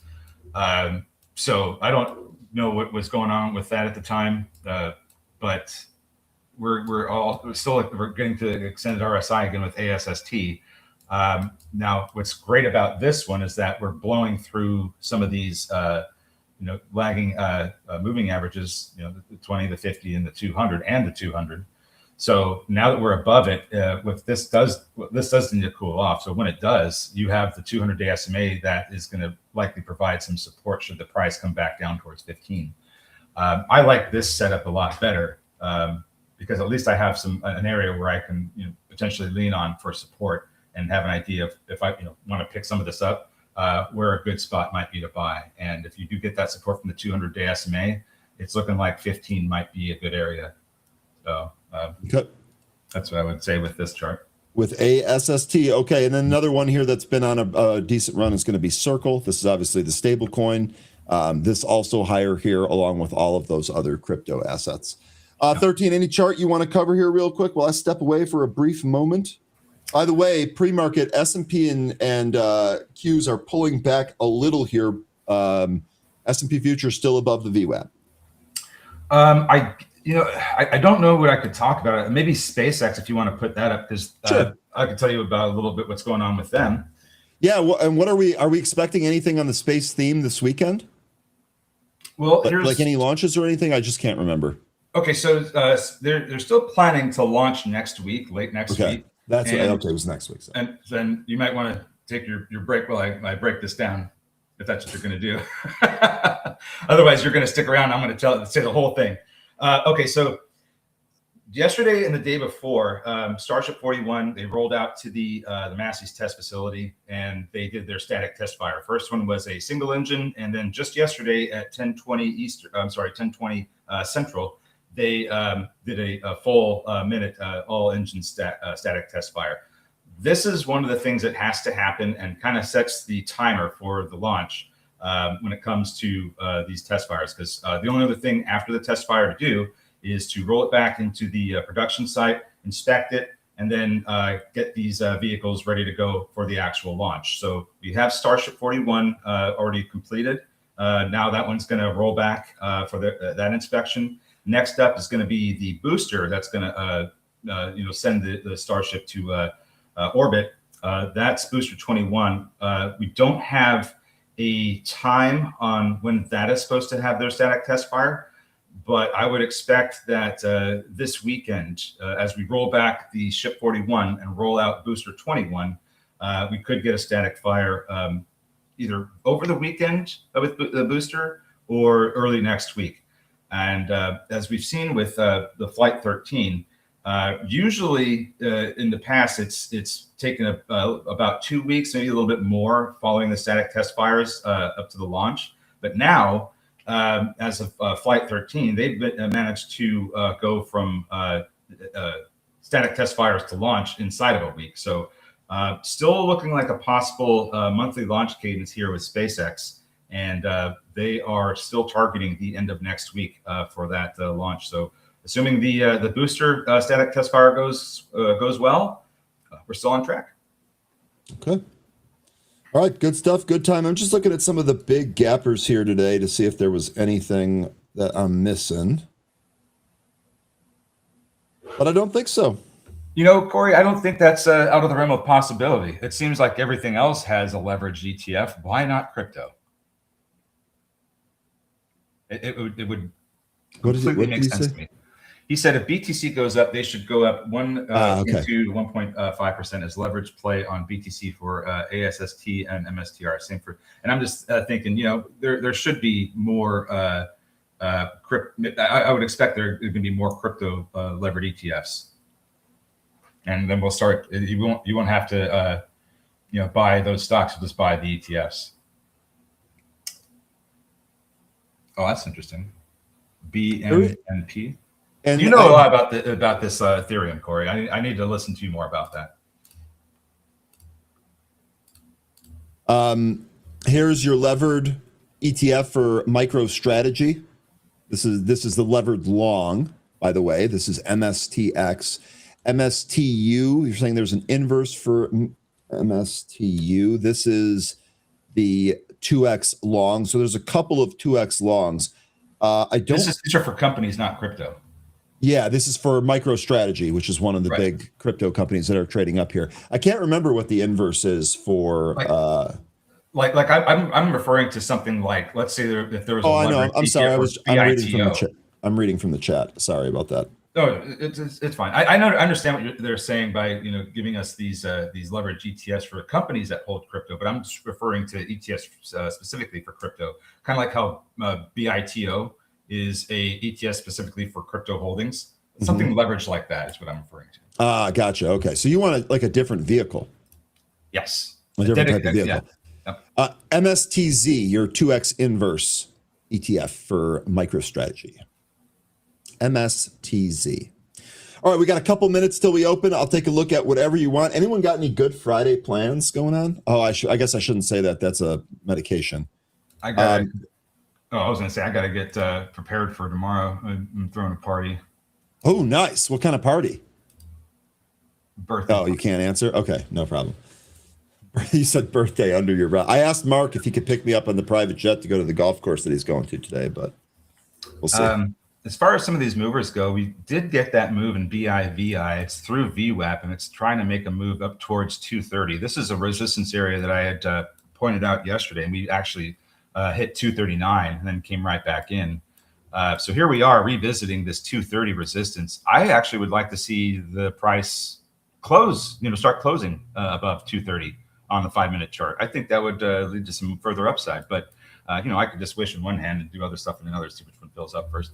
But the thing is that we did clear this VWAP. Now, as long as we can hold above it, going into the open, I think there could be some further upside.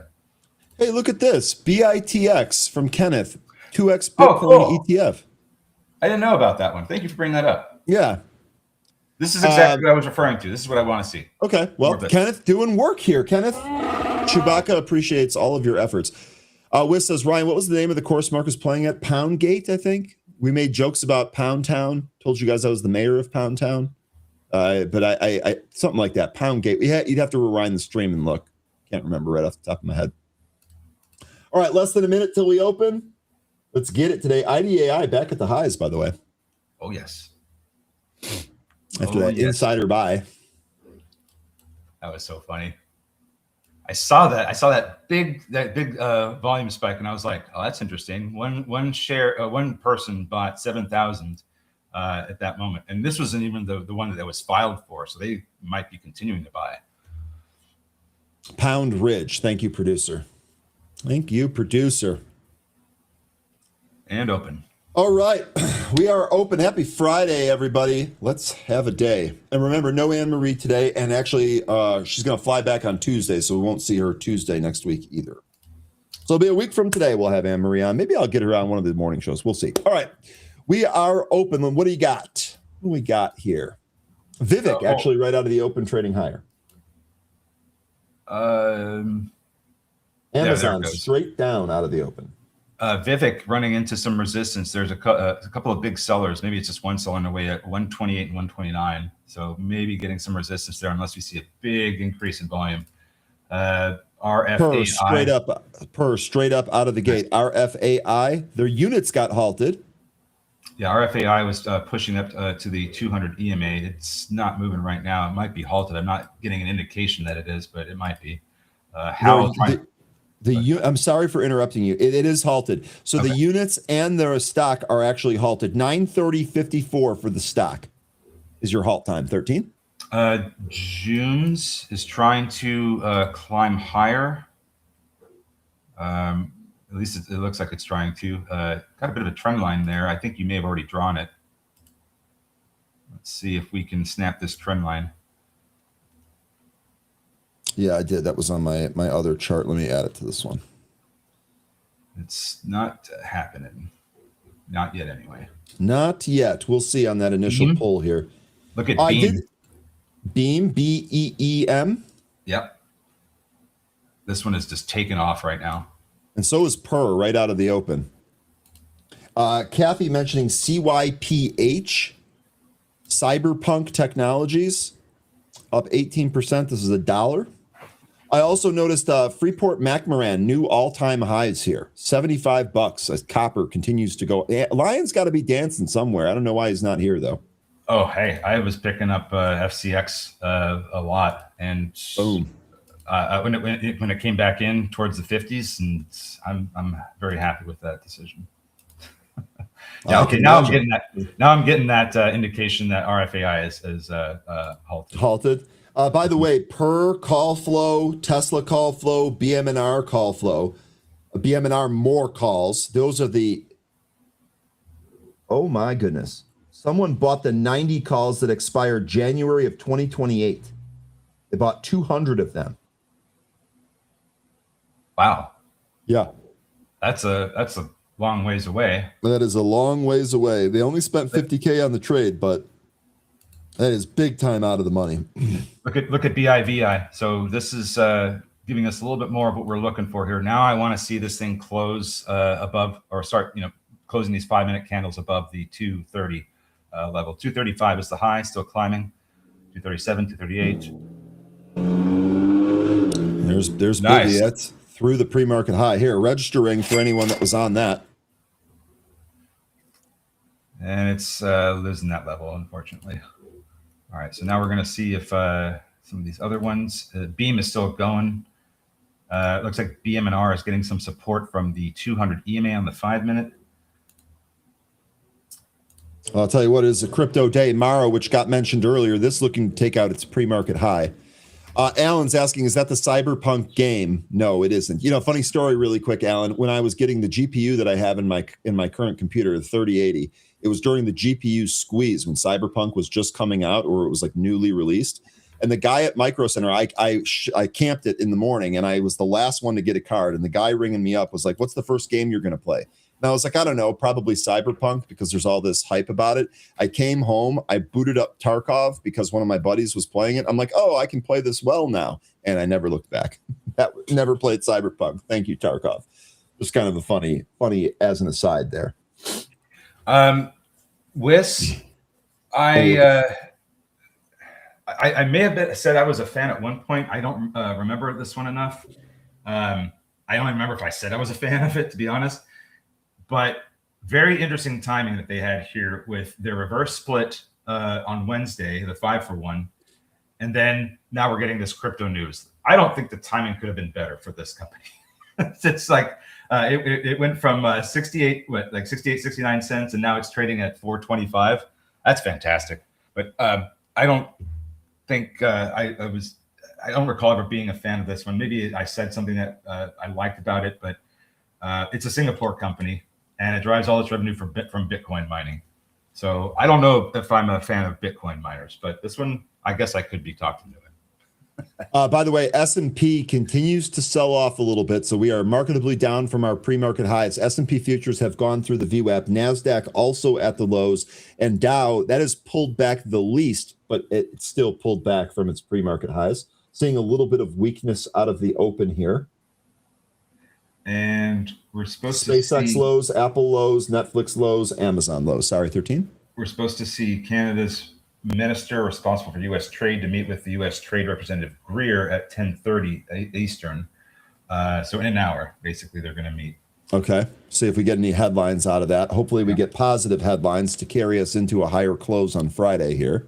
Remember, those tariff things were just recently extended, so hopefully they're actually close to a deal here. Now, one thing that we've been seeing with the SPY, since you brought it up over the past couple of days, is that the candle has been, gap filling and then going lower.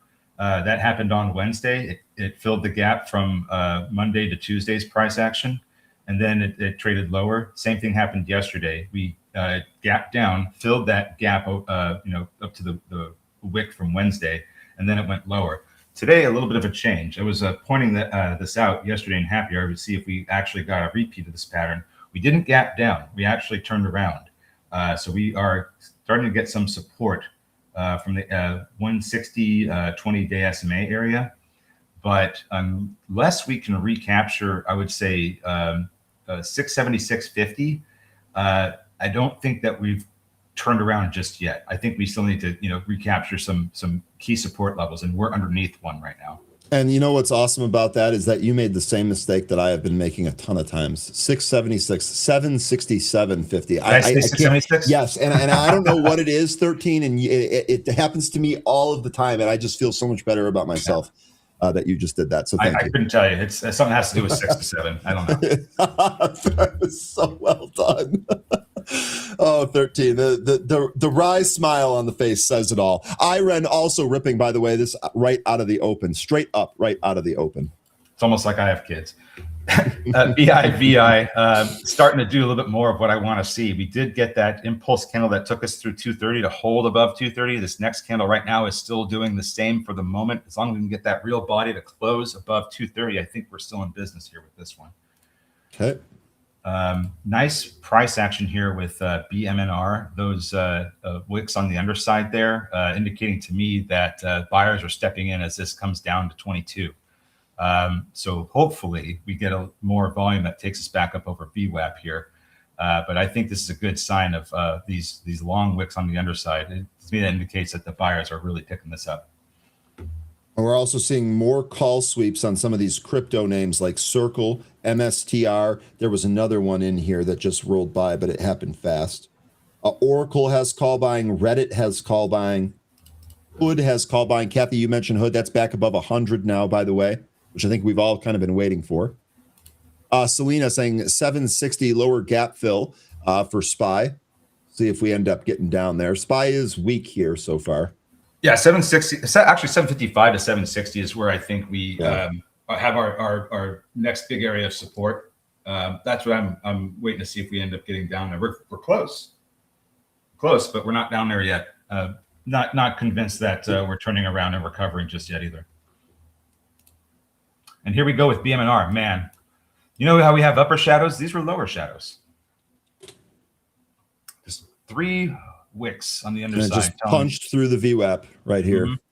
Now it is in a bearish fair value gap area right now. So let me draw this on the chart here. Where are you here? Oh, shoot. Shoot. Tariff cancellation will moon the market. Let's go. That would be sticking, right? The hockey player in me loves that. Here's your bearish fair value gap, by the way. We would definitely want to have this get cleared out. And I think, I think it can. But we'll see.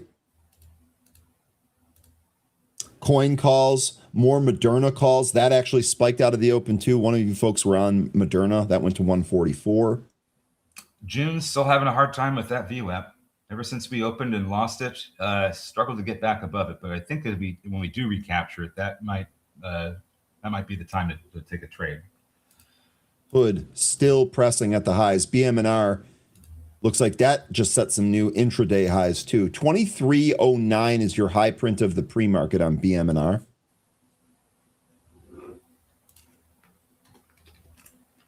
So Hood's Palo Alto straight down. Bitcoin's holding in there, and the VIX holding here 15.5. It's great that Hood managed to recapture their 50-day SMA. Let's see if it can close over it today. But it's coming up to some resistance, a bit of a trend line resistance. This is also an area where price went back and forth a bit in July. So maybe some back and forth here around the 104, 105 area in Hood before it manages its way higher. MSTR, this is also on the scanner here. This came into the 200 EMA and found some support there at 116.5 and is trying to bounce. Tesla's kind of all over the map. Ondas highs. Drones are coming back a little bit here, Zach. I see that too. We'll take it. Tesla is still climbing up towards its 500-day SMA. It could be a situation where the same day where it hits the 500, it also finds resistance at 360. It's in a gap fill, but this gap is not getting filled quickly at all. It's taken days, and there's a lot of resistance in between this gap that it could still run into before it finally closes it. That gap fills up at around 373, I think. G-Man mentioning everyone watching Moderna, but today BNTX is the beast. Strong resistance at 115. I would actually say 116. I'd actually go a little bit higher there. Perhaps that 115 to 116 area is that resistance. See if BNTX can take that out today. How's Bivy doing?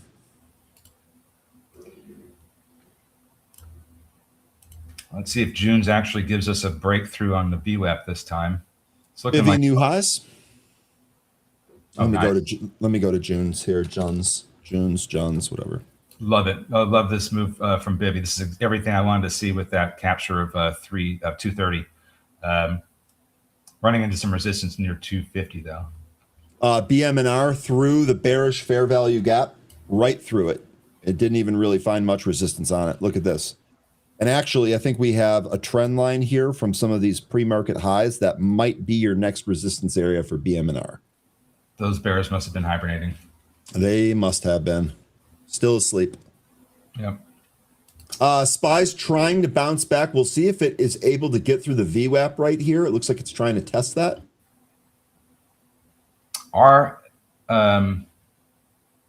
RFAI, this isn't the same halt. This looks like this is an unhalt. No, this is halt. Again.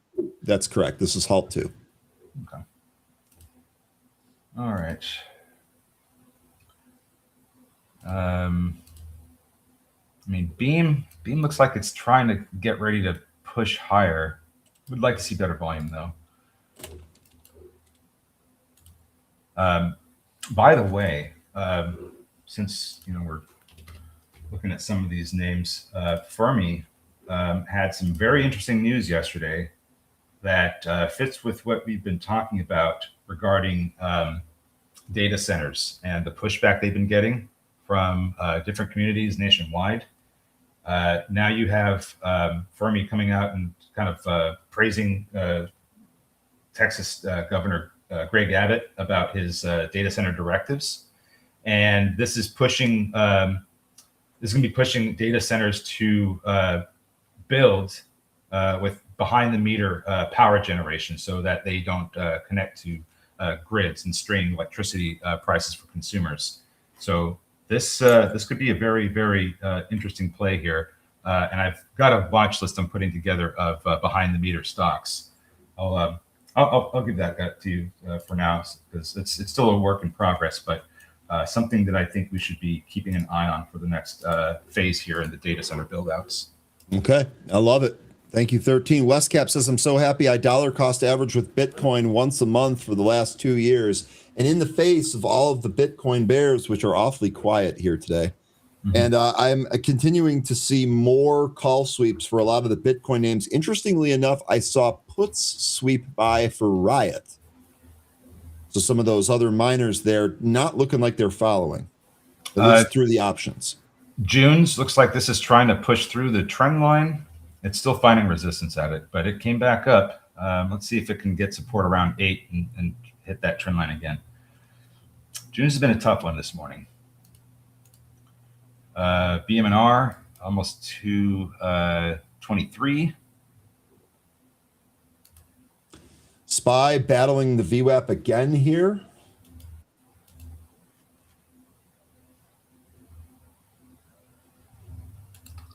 And what else is looking good here? I'm still liking how Bivy is holding that 230.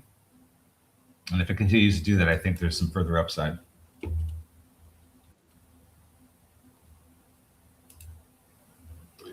Well, don't look now, but we too might be coming back, albeit with less volume. It's put nothing but green candles in this morning. Ed mentioning that Bitto is running, so it seems to be a Bitcoin morning here today. Well, all of the Bitcoin names giving some moves early.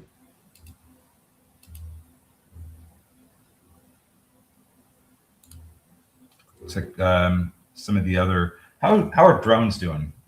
Because when we get crypto going, that creates a bit of a risk-on sentiment.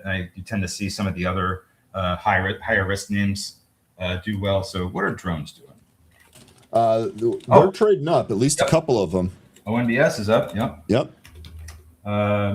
Swarmer's down, so not good there. RCAT is up. Let me look at my space watch list, because that is another theme that kind of runs when there's risk on. UMAC is also up, by the way. So it's a little mixed, but it's mostly green. One of the ones that's up the most is NN, Next Nav. That appears to be the best mover in my space watch list this morning. We traded this one. Yeah, I want to. Was this back in April? Maybe it was back in April.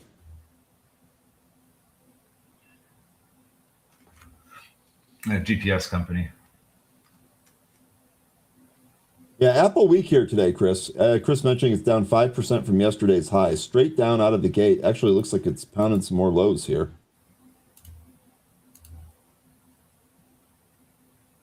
Palo Alto continuing to sink here. Yeah, we're getting some of these names to really come in.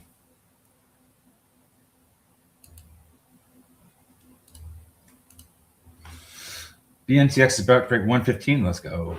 Bitcoin to 5 million. Maybe eventually. That'd be don't awesome. know about this year. Don't know about this year, but I mean, I have a real hard time seeing it go a whole lot higher than its most recent highs that it did, like a year ago or so, or maybe it was earlier this year. I don't remember. Just because when you continue to make or provide less rewards for mining this, the cost of mining Bitcoin stops making sense. Oh, bless you. Thank you. So I don't know. I mean, it might, but I have a hard time when it comes specifically to Bitcoin. Other cryptos, they're different. Ethereum, I probably like the best. But Bitcoin, we have the halving coming up in 2028. That's going to make it likely not worth mining for a lot of people. Drones will be hot as we approach end of year. Orders will be placed soon. Yeah, I don't think drones are going to be down. I think that's a fair assessment. Bitcoin is going to go up forever. Well, if you believe that, just hold on to it then. Have we talked about this subpoena from New York from Fermi? Yeah, we did on Happy Hour. You're going to address that? No, I was going to say we did briefly on that. We kind of came to the conclusion that it was a nothing burger for right now, if I recall correctly. The subpoena, because my understanding from when we were reading about it is that they're looking for information about from a former investor or partner. I didn't gather that there was anything that Fermi did particularly wrong. New York's looking for information from Fermi. Yeah. So that's what I gathered from that. It was information gathering because there were that's right, 13. There were no charges or accusations in any of the material. It was just kind of like an informational thing. Yeah. That's a good reminder. I don't know if there's other things coming, but for now, I don't think that's detrimental to Fermi. Yeah, here are my notes for it. All right, Fermi ousted. Sorry, I thought I was done coughing and sneezing. Apparently, I wasn't. Fermi ousted co-founder CEO Tony Negebauer in April of 2026. That triggered litigation. The company lost $150 million in construction funding in December after a tenant pulled out and is already facing shareholder class action lawsuits that were started in January of this year, alleging misleading statements about tenant interest. Market reaction was negative. Fermi fell on the subpoena news. The company has since brought in a new CEO. Mm-hmm. So yeah, that's all the notes that I have here. That's just a summary of the public reporting. And now they have other tenants. Yeah. So all the things that the lawsuit, that the shareholder lawsuit was over, is now being remedied. So the stock price is starting to climb back up again.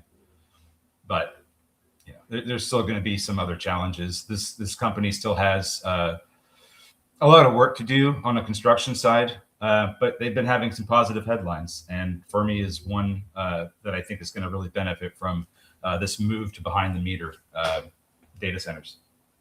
Nick's asking, what was that name? Are you talking about Fermi, the stock that we're talking about here? The name is Fermi. The ticker is FRMI. If that's what you were asking about. Dell calls, more hood calls. Oh, those are hood puts. Those are Tesla calls. I beg your pardon. What Abbott in Texas proposes does not address the additional ERCOT energy demand. And what about water to cool these monsters? I know that water is another concern, and that is something else I'll have to get back to you on. because it is a big issue, and that's one of the reasons why you have TerraFab being built at Gibbons Creek Lake, because that water was used for steam energy production. But what Abbott is trying to do is make it so that there's a couple of things he's trying to do. One is that there's been a massive number of requests to connect to the grid, and a lot of these companies may not even be real companies, So what he's trying to do is trying to find out more information about these companies trying to connect. But to your point, there is going to be additional ERCOT energy demand. However, I think if you start to have these data centers move behind the meter, then that energy demand on ERCOT starts to become lessened. It's a great point you bring up, but let me get back to more of that for you next week. I just think that in light of what is happening, not just with Texas, but with the community pushback in data centers, you're going to start to see more of these get built with behind the meter power generation. And remember, Trump said on the data centers, they need better PR. So they probably need to be able to talk about all of these things and how they're going to impact things like water, power, and what customers in that area should expect. SDOT got mentioned here by Mo Chillin. This actually came right to a consolidation area from Monday. JAT, there goes another SPAC. Is it Singapore? No, it's American. Now, what is this? That's JATT. What is this moving on here? It's up 51%. Hopefully they have a business combination. Let's find out. DCs do that behind the meter, actually add electricity to ERCOT when they sell back to the grid. From thinking about it. Good to see you again thinking about it.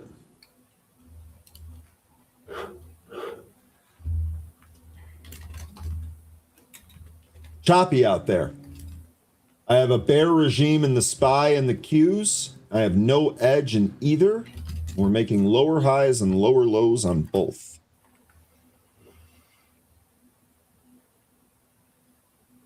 Yeah, exactly, Joe. Exactly. Data centers need to reassure people that their electricity won't go up significantly due to their presence. And that has been the big issue, is that it's actually driven up electricity prices with them connecting to the grid. So it looks like JAT2 already had an announcement that they were merging with a biotech company called Talawar Therapeutics. That was at the end of June. The ticker is going to end up getting changed to TLWR. So looking at these, since there's no news that I have here, it may just be running with another SPAC, like the one that we were looking at earlier, because they were also combining with a biotech company. So there may be a relationship, but I don't know the reason that this is going today. I don't see any news, unless it's just relationship trade. G-Man also mentioning you doing well here today. It's a nice little move higher. FCX still at the highs. Oh, yes, let's go. And I think that's, you're going to see those minerals and rare earths and all of those different stocks on the mining and metal side probably perform pretty well as the meeting with Trump and Xi nears. That's supposed to happen next month. Moderna, that's also still climbing. That recaptured 150 here. I don't see anything great for another trade. June's is starting to trade higher, 13. It just crossed its VWAP. I don't know if you feel good about this yet. It hasn't snapped the trend line yet. No, it has not. And it's almost like if it does do that, it's probably going to be a crazy move. But so far, that any move to the upside through the trend line has been met with resistance around the 920 area. I'm just wondering if Beam is going to continue to hold this VWAP and resolve this bull pennant, or if we're going to lose VWAP and nullify the pattern. All right, here we go on June. Looks like we're going to test that trend line here. Boy, we traded right up to it. You see better volume. There it goes. It's trying Ask and you shall receive. Now let's see it get through 920. I was just going to say it went right to the trend line.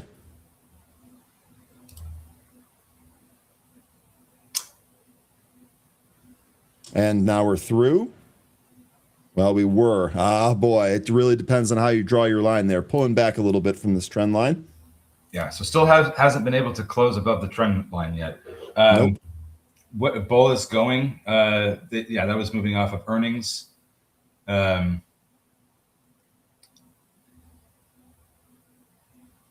It's probably just relative strength.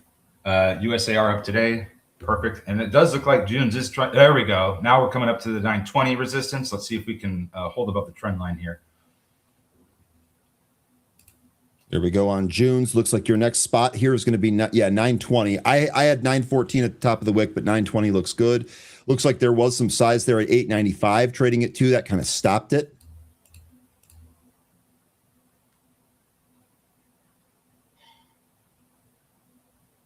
Hood and coin moving better with than MSTR. Let me see if I have my theory is lines up with that. So there's that float. MSTR. Nope, that's not what it is. I don't know why they're moving opposite thing. Jones still trying. I'm kind of watching this trend line here. No position for me. Hold on. Tesla new high. Oh my God, Tesla's ripping. You're right. And actually call buying on the back of that, Kenneth. That's a good mention. Repeat call sweeps here for Tesla. Do you remember the company Hollow? Oh yeah, Hollow, YOLO, Jolo, of course. They just picked up 140,000 shares of MSTR in the news. Okay. It's in MSTR's news. It's in Hollow's news. I thought they were a quantum company. They're whichever way the wind is blowing is the type of company they are. Yeah. Okay. June's. This is coming right back up to 9 again. It's going right through that 895 spot that had a lot of volume traded there. Let's watch for 9 and 920. Those were the next spots here. Yep. What do you? Let me ask you a question, a hypothetical here. What do you think of a back test and hold of the trend line? That'd be cool. Okay. If we get that, then and then it leads to a breakthrough of 920. Then I think your next area of resistance is going to be up around 975 to 10.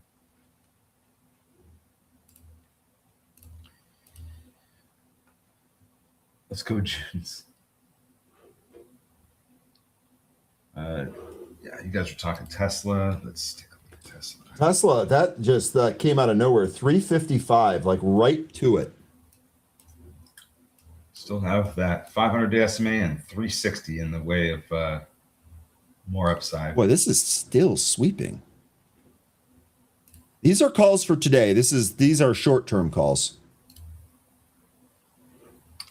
Looks like June's is trying to push over 9 and hit 920. It just tapped it real quick, or 915. It looks like this thing is starting to whip around a little bit. Yeah, it is. I've noticed that it's starting to get like whippy. Mm-hmm. Like it's like it'll go up and then it'll pull, but it won't break down.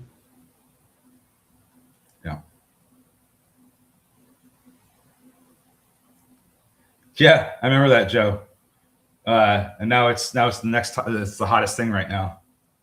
Funny how that works, isn't it, Joe? It's almost like those consumer-facing names when they were out of favor and they were looking pretty good, and now they're starting to trade much better. When things are looking like out of favor or not talked about a lot, that might be the time to start looking at them. Any bot trades this morning? EKS bot just took a trade, took a cloud curl trade in 3M and Lowe's. It's not even looking at the AI names here today. Go, Junes, go.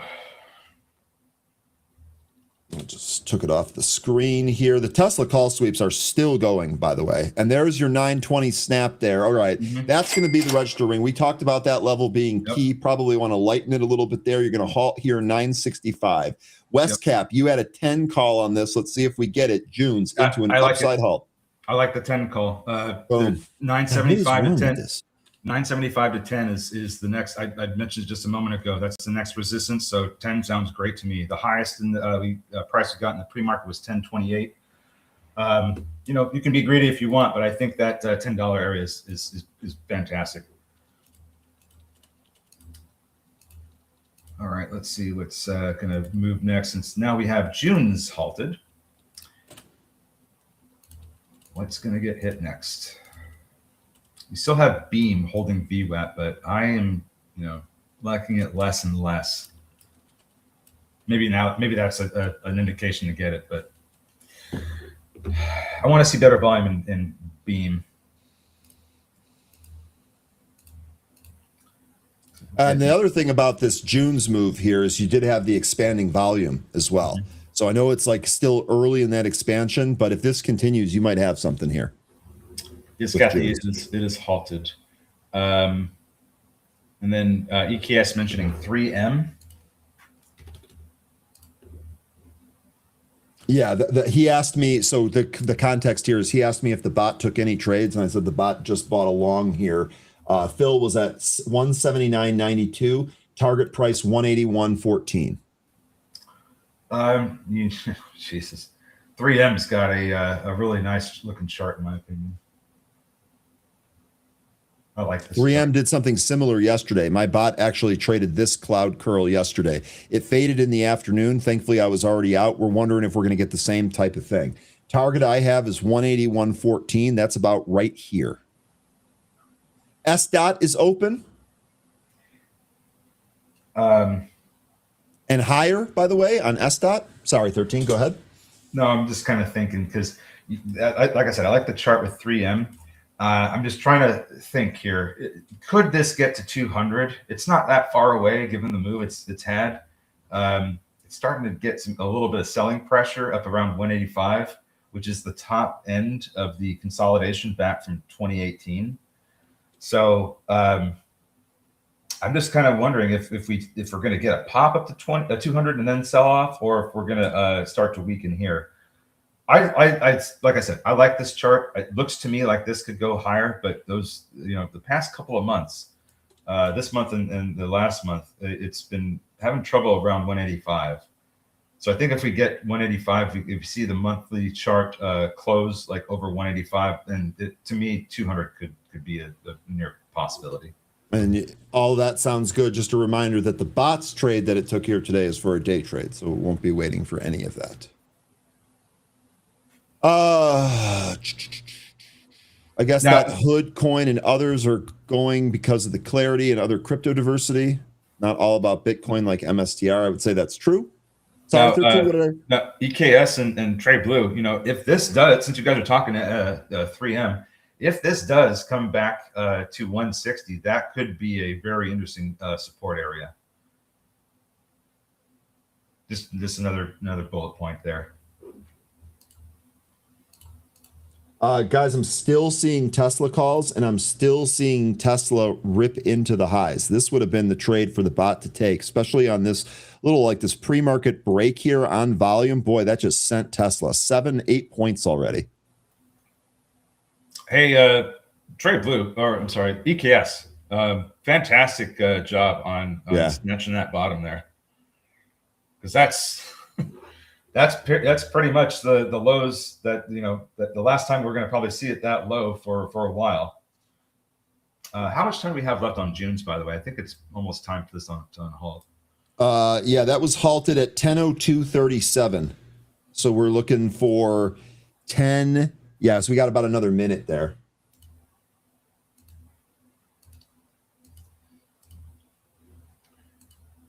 All right. So it looks like Bivy is, it did lose that 230. It's trying to come back up to it, running into some resistance from VWAP.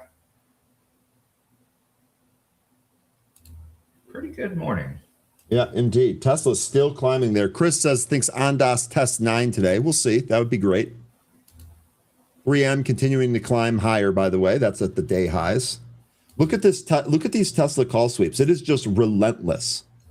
Now, they're all short dated, so there are people trading it, but man, oh man, they are relentless. I think we might get an unhaul of June's here soon. Yeah, let me put that on screen. You're right about that. Here it is. If it's a 5-minute halt. Don't see why it wouldn't be.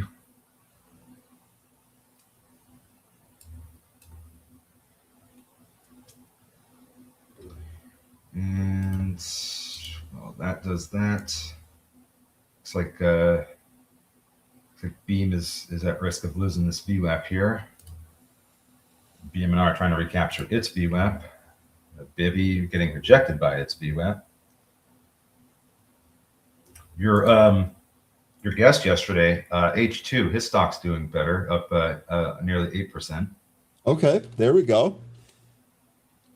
I thought that was interesting. I thought that conversation was interesting. I'm going to keep, I don't have a position here, full disclosure, but I'm definitely going to keep an eye on this. Yep.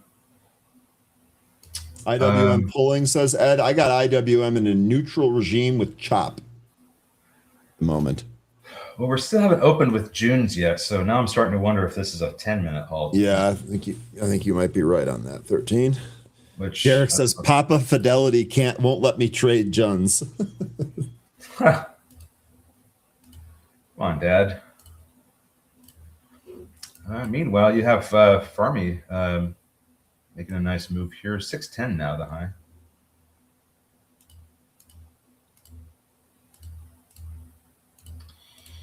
Yeah, June's does look like it will be a 10-minute halt. You guys are right about that. JAT resumed. JATT. Wasn't this one of the SPACs that got halted Yeah. that you guys were talking about? This just resumed all the way back in. Oh, wow.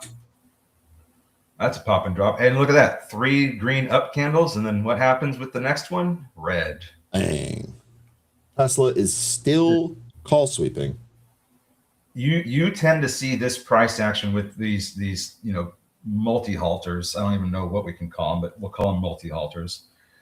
When they have 3 bullish looking candles like this, I think the next candle is almost always the one you're going to want to get out of. And we've seen this before here on this show. We've mentioned it. Hey, that's the third green. That's a third green candle that's been halted to the upside. The next one could be red, and it happens more times than it doesn't. Chris says, Ryan, I'm curious, as the mayor of Pound Town, how you're going to handle the inevitable plumbing difficulties. Chris, we're going to pound it through. I mean, that's an obvious one. In Pound Town, we just pound things. So we're going to pound those plumbing issues right through. You guys are visiting a different Pound Town than I've been to. I just love Friday fun vibes. It's just, oh man, it is great. It is just absolutely great. mRNA 152.70, actually a little bit higher, 152.88, but yeah, it is putting in new highs still. This is actually getting into a bit of a chunky area here. If you look at the price action in the pre-market yesterday, this is where there was a lot of back and forth. So there could still be, and then we opened and dropped. So there could still be a lot of shareholders trapped in this range from about where we're at right now, like 152, as high as maybe 165. So there could be some resistance coming here in that range I just gave.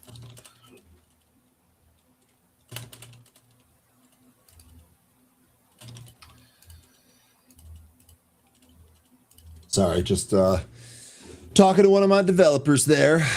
No worries. Looks like Beam isn't trying to be done yet. Lost the VWAP last candle, trying to recapture it now. Fermi still inching higher. Bivy still not able to get back above VWAP. Hood, which was moving earlier, is that continuing here? 109 now? Or 108? Actually, I think this did print 109s. Retro, did you fill this? You're out, right? I think you gave a target that got hit here today on this nice move higher, 14% move on Hood. I remember pound puppies, big bees. I was a kid once. Remember those? God, what else was around during that time? Wasn't Beanie Babies around during that time? No, that was later. I'm talking like 80s. So Bernstein Bears. I'm just kidding. Bernstein Bears. That was, I had the books. I watched the cartoon. That was a staple in my day. Pound Puppies. How about Teddy Ruxpin? Remember that thing? Actually, that name. You put the tapes in the back, and it's animatronic. It talks to you. Yes, I do remember that. Oh my God, that is. And I did not think we were going to be talking about that today. Well, it's funny that we were mentioning it because we took our eyes off of June's, and that thing just blasted off out of the halt. June's out of the halt. I missed it. See, we just got distracted here. We missed it. Went to 11. Westcap got his 10. Yep, he may have gotten more than that.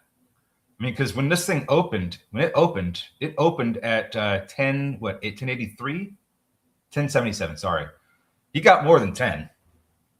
Congratulations on that trade.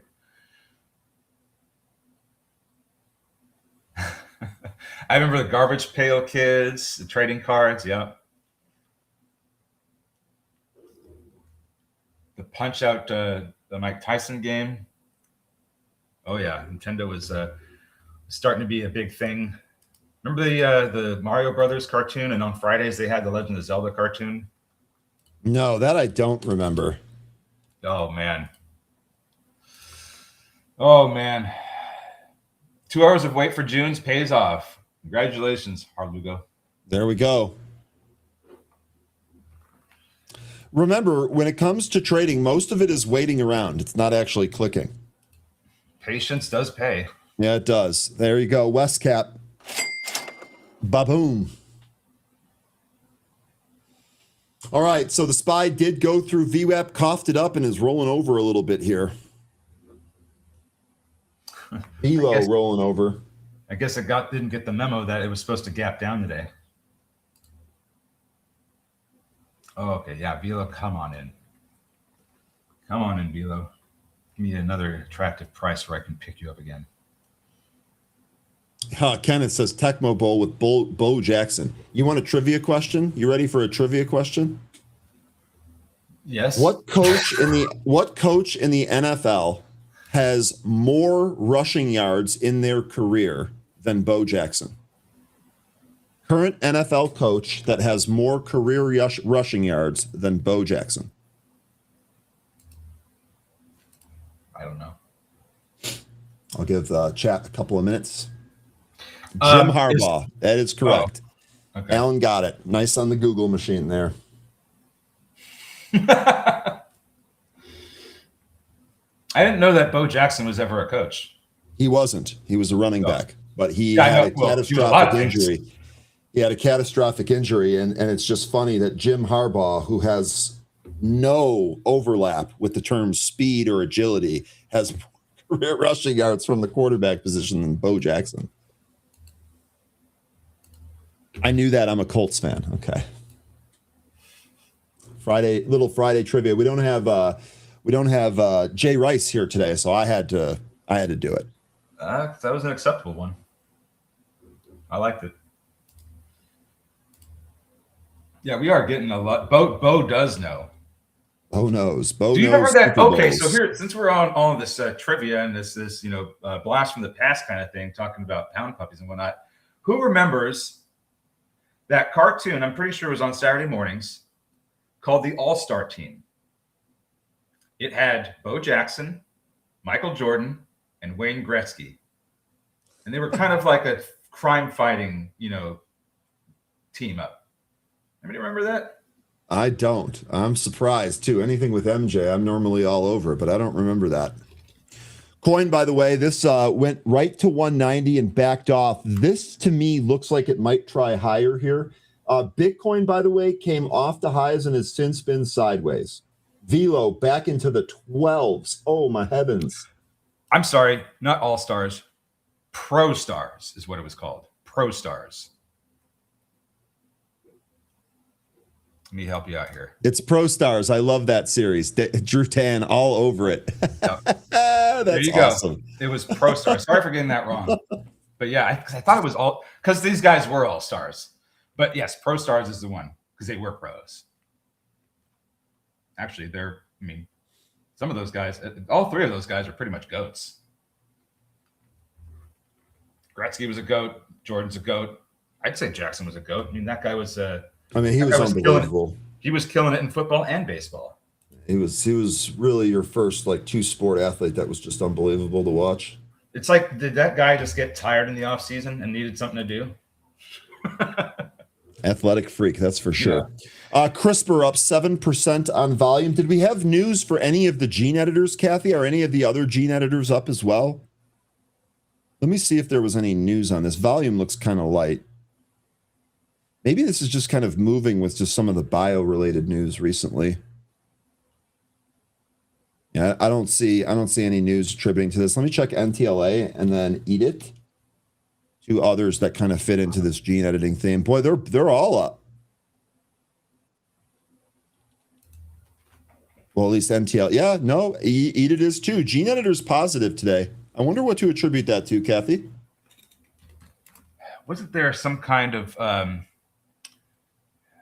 like immune regeneration or some kind of longevity?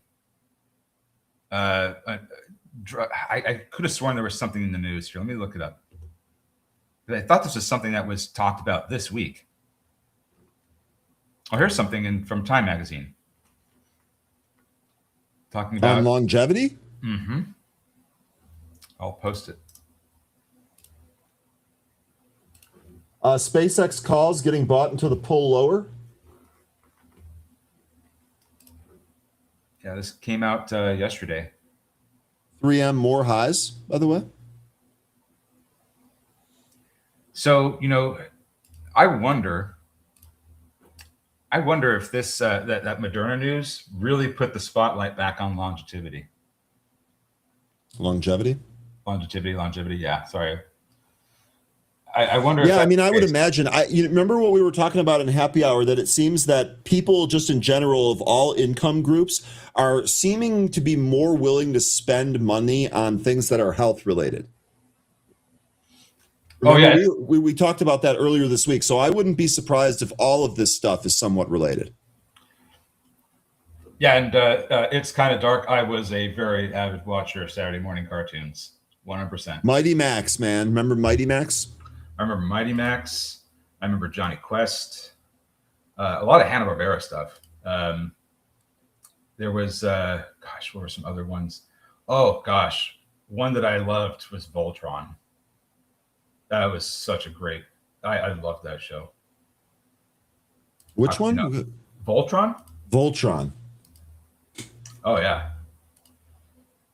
And then Power Rangers kind of ripped it off a little bit there, but I like Power Rangers. Remember that? Yeah, we all liked the Pink Ranger, didn't we? Oh, yeah. Oh, yeah. He-Man and the Wildcats. I actually just saw the Masters of the Universe with my son. It was a fun movie. It's not going to win any Academy Awards, but it was fun. Probably one of the greatest roles Jared Leto's done. Yeah, watch the Jetsons. Wildcats, I don't remember. Thundercats is the one I would remember. Thundercats, I remember that. Oh. Yeah, and I swear I'm looking for stocks too. What? I swear I'm looking for stocks too. I'm not seeing a whole lot, honestly. No, it's just that things are leaking, so we're filling the dead air with nostalgia. Yeah, which is which not necessarily a bad plan. Yeah. It looks like June's is getting some support after that pop up to 1120 and the selling, back down to some previous resistance levels.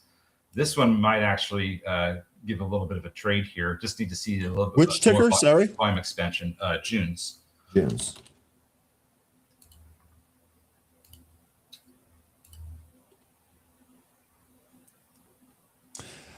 Let's see.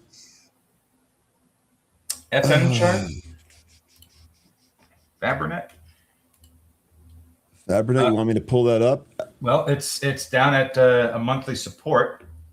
If you look at a monthly chart, you've got your 20-month SMA down at 402.21, and that's let's see here. That's pretty close to where The past couple of months have been looking for some support. July, the low was 403.62. This month, it's 411.23.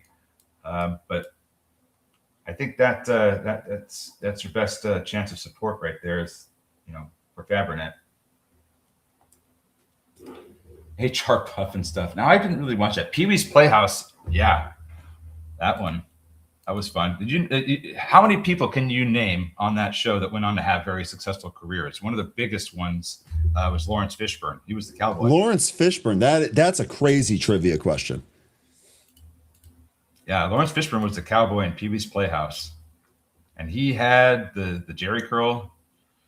That was. Oh man. That he that was a young Lawrence Fishburne. But hey, we all got to start somewhere, right? Got to start somewhere. That's right. She-Ra, yep. She-Ra was the female counterpart to He-Man. Yep. He-Man, yep. Pee-wee was great on Cheech and Chong. Well, he wasn't Pee-wee there.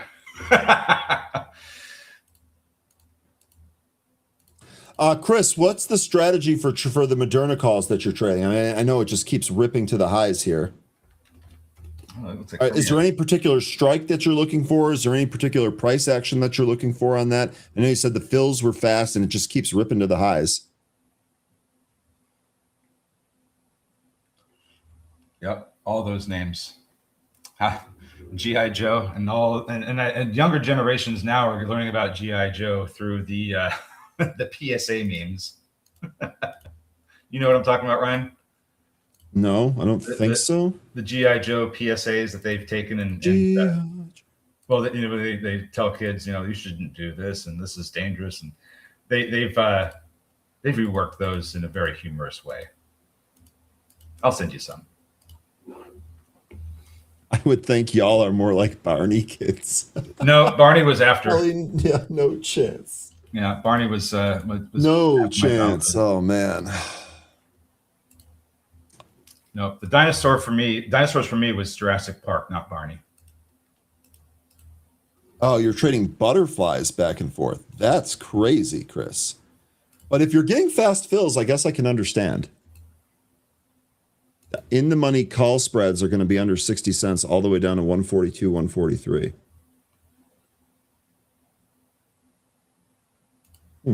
Crypto's I'm sorry, not crypto. Quantum is having a pretty decent day. Gotta be honest, it kind of feels really slow today. It is very slow. Yeah, and choppy. Mm-hmm. Ed, you had said earlier the IWM was choppy. The whole thing feels choppy now. Maybe the Qs turns around. SPY's really choppy. Dow's back near the highs.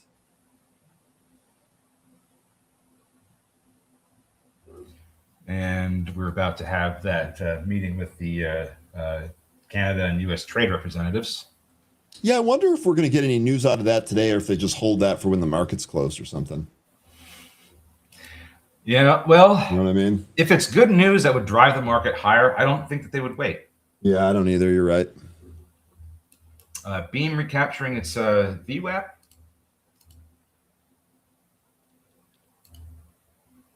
Looks like June's might be getting some support as well. Maybe after a little bit of selling, we're starting to get the buyers to step back in. We'll see if that's the case. Volume is still not that great.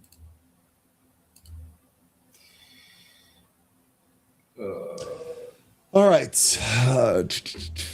Let's see what else we got. I'm sorry. I really still don't see a whole lot of anything. My bot is still in the MM trade, but although that is at the highs, although it seems to have slowed down a little bit. Yeah. Go ahead. No, you're talking market. I was just responding to Scott with his Transformers being the GOAT. And Transformers was awesome. Still is. Do you remember Lawrence Fishburne in the film Quicksilver? No. Speaking of silver, you guys remember Silverhawks? Can't say that I do. That one I don't think had a very long run, but it's a pretty interesting show. Got a catchy intro. Hims getting mentioned by C.W. Parker. That is at the highs. Boy, Hims has had a couple of good days. They had a good day yesterday, too. and 2 good days in a row here. You know, CW Parker, the HIMS break, this actually might, we're struggling to look for a trade here. This might be one. 33 break to the upside on volume on HIMS. Maybe we keep rolling. This has been a multi-day move here. This is pretty much right at this trend line. You also be flashing a trend line recapture here, perhaps. Could also be resistance, though. 34 is a support and resistance area that I've had on here for a while. You also have the 500-day SMA right above that. So I could see this trading up a little bit more, but I don't know that you're going to have a whole lot more beyond 34. It looks like that's got some pretty tough resistance that it's coming up to with that moving average and that support resistance level. Yeah, sure seems like 33 to 34 is your spot here. Tesla 360, those call sweepers, look, it's still happening. Well, we're starting to get some puts mixed into it now, but just looking at the option scanner here, it is just Tesla calls. It has been like that since the open. This is beyond 360 now. It's coming up to the 50-day SMA. Yeah. Which actually, is 365.83. We're coming up to a gap fill too at about 372, 373. So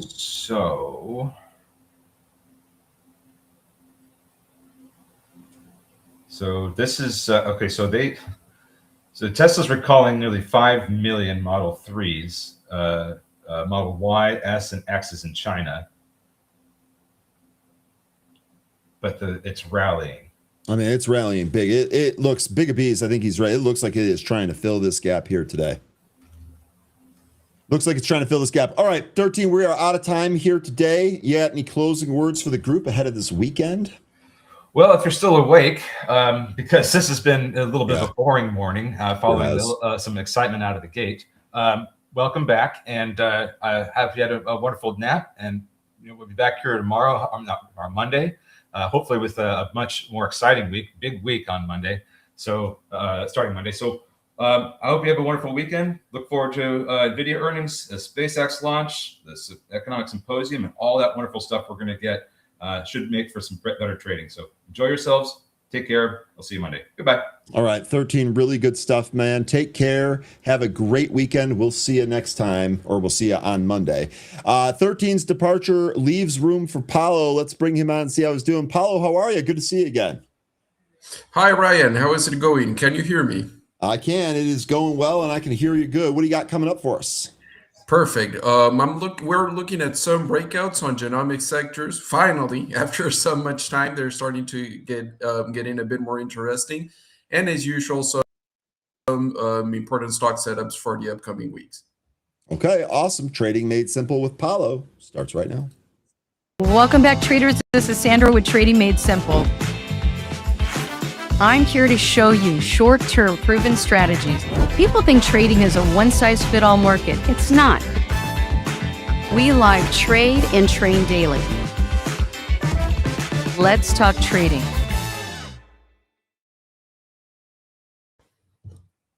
Hello, everyone. Good morning, good afternoon. How is it going? I hope we are all having a great week, some great times, and let's get started. We have an important session here today. As always, we're going to start with the indices, maybe like for 10 minutes. Then I would be sharing some of my favorite stock picks. And as always, we're always going to leave time for the requests. I see some very positive comments there in the chat room. Welcome, everyone. Appreciate the support and the interest. So let's get started.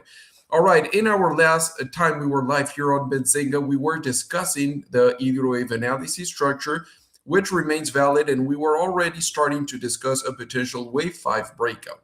All right, initially, we were looking at this as an ABC correction, and we were starting to break higher, and I was already looking at it as a wave 5 because we were already breaking previous highs, so it seems we had left the pullback behind. But I'm having some dubs on that bias, and I do think we might still be on the wave 4. Now, how is it possible that a wave 4 could do a higher high? Because there are some reasons, some signals that mention that this could be a running flat correction. First, before we get started, what is a running flat correction? A running flat correction is a type of Elliott wave correction, right? That consists of a higher high during that correction. So sometimes it confuses traders and investors thinking that we are already out of the woods, we are already back to bull rally, but then we do a slightly pullback lower, which ends up being a buy-the-dip setup, all right? The trick with the Elliott wave corrections is that different than the Elliott wave structures, the bull structures, they can only have 5 waves higher. And even though there are some different type of waves, in the end, they are all always 5 waves pointing higher. You can draw your Fibonacci targets, projections, and they are easier to do the projections because the rules are very limited, all right? And you can kind of build a forecast model. The problem with the Elliott wave corrections is that there's plenty of Elliott wave correction patterns out there. There's like 12, 15, I think. There's 3-point corrections. Those get subdivided into 4 subgroups. There's 5-point corrections. Those get subdivided into like 6 groups. There's a couple variations. So the thing with the Elliott wave corrections is that you don't realize which one it is until it has been fully drawn. So it's a bit difficult to exactly catch the bottom. Sometimes we can have a zigzag. Sometimes we can have a flat. So until it has been finished, you kind of don't know, different than the Elliott wave structure that you start building your forecast. So what is the running flat correction? The running flat correction is one of the Elliott wave corrections in which you are coming from below and you have a first drop, but then you do a B bounce, which makes a higher high. And then you have your first C drop, which sometimes, if it is the expanded flat, you even break lower. If it is the running flat, you make a higher low. All right. So, for example, if we're doing a running flat correction, you do not know if maybe it would be an expanded flat correction, which has the similar setup.